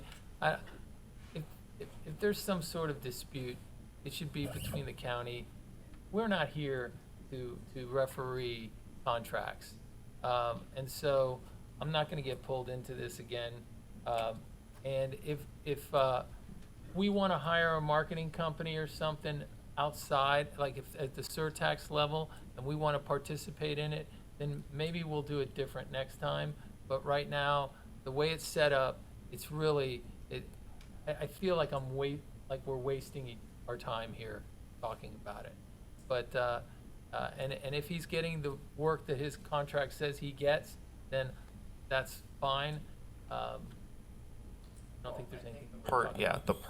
There was 2 different things, right? And I didn't want them to merge completely together. And I think the part that is definitely not a waste of our time is just keeping in mind that we need to, at some point, make a big splash with this. And I think that's where the for-profit marketing companies come from, or come in, and that's the part that we should keep tabs on as we Maybe go. it falls under one of those 4 categories, and it will increase our amount of time that we need to spend with the particular vendor. But if not, then it falls under other categories. I don't know. I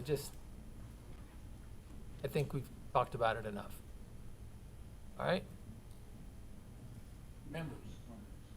Members' comments. Please, no bike paths, no sidewalks. I want to thank you for letting me bet. That's okay? nice. Number 1. Number 2, There's a number 2.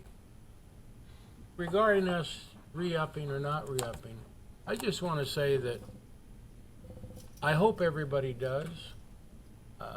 I think we're neophytes. We've learned a lot, and I would hate to see all of us disappear.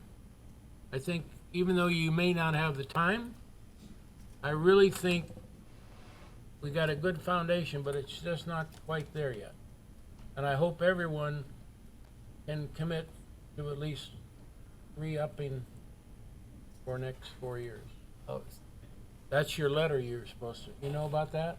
no, did you send us another illegal? No, No, this no, is, no. this This is is the under the letter board, that's in your he's doing booklet. my report. That's in your book. Oh, okay. You have to respond, Okay, I will. or you're not eligible. Enough said, thank you. Any other members have something they would like to say? Only get to do this once every couple months. Okay. Our general counsel. Okay, there was, the Board of County Commissioners is, we anticipate that they will consider revising the section 1-233 with regard to, which is an ordinance that governs advisory boards that are comprised of members who are actually appointed by the Board of County Commissioners. This board is different in that you're not directly appointed by the Board of County Commissioners, you're selected by the appointing authority. So you have a set of rules related to this body in the administrative code. Currently, both the 1-233 from the Code of Ordinances and Section 34 of the Administrative Code require a physical presence of a majority of the body in order to form a quorum. The board is going to consider, or what's going to be proposed to the Board of County Commissioners is changing the quorum to a minimum number, perhaps 3 members physically present and then a virtual presence, allowing the physical presence to occur, for example, for 3 people present and everyone else could participate by virtual means.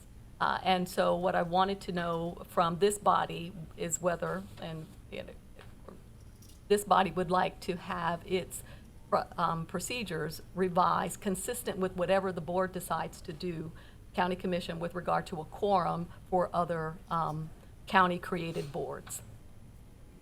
What does it say in our charter now? It says quorum, the physical presence of a majority of the total members of the oversight board constitutes a quorum. So How you many? need at least 5 out of the 9 of you to be physically present to have a quorum and take official action. So, and the proposal is to reduce that number, instead of making it a majority of however many members are on the board. And the boards that are created by ordinance, county ordinance, vary in terms of their size. Some have 30-plus members. This body has 9. So a quorum has been defined as a majority of the members of that body who are physically present, and that is going to be revised. And so the question is, if that number is reduced, is this board amenable to having your attendance requirements for purpose of a quorum revised, consistent with that process? My opinion on that, can I say, go ahead, Alan. About Phil. I'll speak after. I think the size of this program in terms of the potential impact on the community is such that I would not be supportive of a membership or a quorum of 3 members. And I think, what is it? $13 billion over the 30-year program. 16, I think that's something that behooves us to have ourselves 2 meetings and not, allow uncontrolled use of electronic appearance. I think this is such an important obligation that if you don't have the time to come to meetings, and that program would suffer. Anybody else have something to say?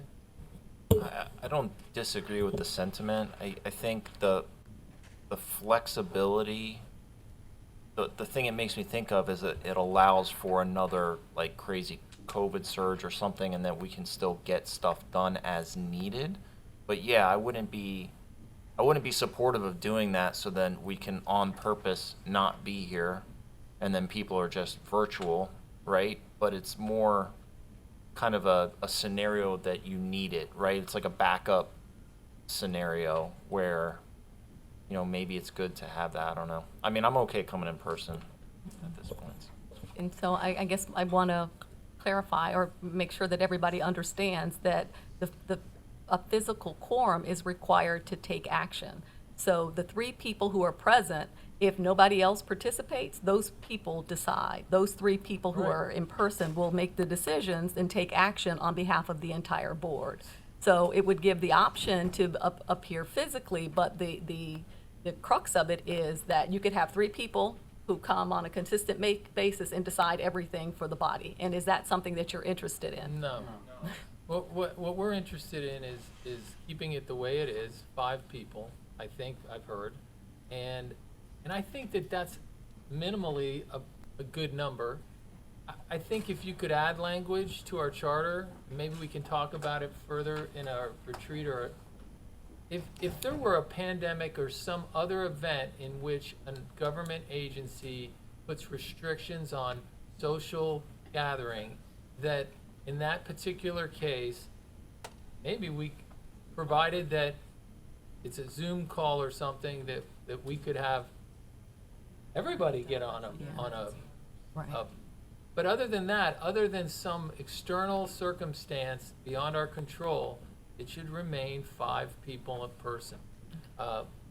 That's the way I see it, and I agree with what you said. And so during COVID, we were able to accomplish that. So there was a declared state of emergency, and the state, go. on the state level and on the county level, and on the state level, the in-person meeting requirements for public meetings was suspended as part of that emergency order for COVID, and that applied to this board. Then And we're so good. in the event of a declared emergency, the same situation would apply. You declare an emergency, and then the accommodations are made based upon the declared emergency, and that would cover the concerns that I'm hearing now. Yes. I'm in agreement with the 5 being here. My question is the county considering reducing presence of people, but how are they gonna count the call-ins? Are they gonna count them as part of the quorum or not? I mean, that's where I'm coming. So when when the quorum requirement is met, the body, whichever board it is, can take formal action, and the members, board members who participate virtually, participate in the They meeting, vote. and they are present, yes. They get to vote. Yes, they get to vote. But if you're not virtually, if there are 3 people present, makes all the decision. Correct. Okay, so stick to where we are, everybody? Absolutely. Okay, I don't think we even have to vote on that, we're just leave it the way it is. Board coordinator, So the first thing I'd like to ask is, do you all want to meet in October? And if so, can you check and see whether or not the 7th would work? Because this room happens to be available that day, all and that's day. in order to discuss the ineligibility projects, right? The 7th of October, which is a Friday.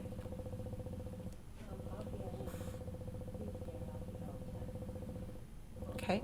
This, Okay, so Dr. Kelly is not available on the 7th. I don't know if I'm I not- am either, I gotta go to Tallahassee. Okay. I'm better in the middle or the beginning of the week. Okay, If you put me on a Friday, I could be traveling. all right. So we have availability on the 11th, and we have availability on the 13th, Tuesday and Thursday. How's that looking for everybody? Okay, okay, So I have on Thursday, the second Thursday, I always have DDA in the Okay. morning, but I'm good in the afternoon. And then on Tuesdays, I have meetings from 9 to noon every Tuesday, so I'm good in the afternoon. I'm good on both afternoons. so do I have a consensus for the 13th in the afternoon? Yes.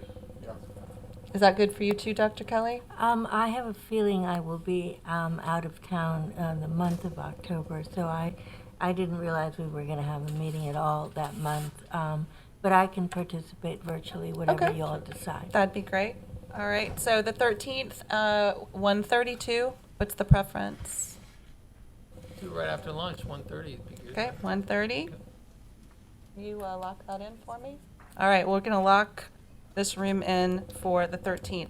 Final thing, I think Vice Chair Kuhlman already handled it for me, but if you all could please provide an indication of your willingness to continue to serve in your existing category by the date that's on the letter in your binders, I would have very much appreciate it. We are meeting with the appointing authority, just so that you're aware, on the 28th of October. At that point, the appointing authority will give us direction about what additional information they might need, most of which we already have for each of you. I'm hopeful it will just be the typical resume, your certificates of no conflict, your attendance records, and I will keep you posted when we meet again in November about what the next steps will be. But you want us to give you a statement of interest prior to the appointing authority deciding what they want? Is that being presumptuous on our part? No, the chair of the appointing authority specifically asked that I Okay. get letters from each of you indicating your willingness to continue to serve prior to them meeting. All right. You can send the letter to me, but the letter is really to the appointing authority.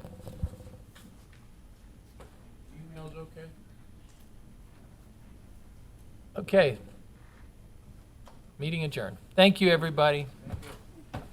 Have a nice weekend.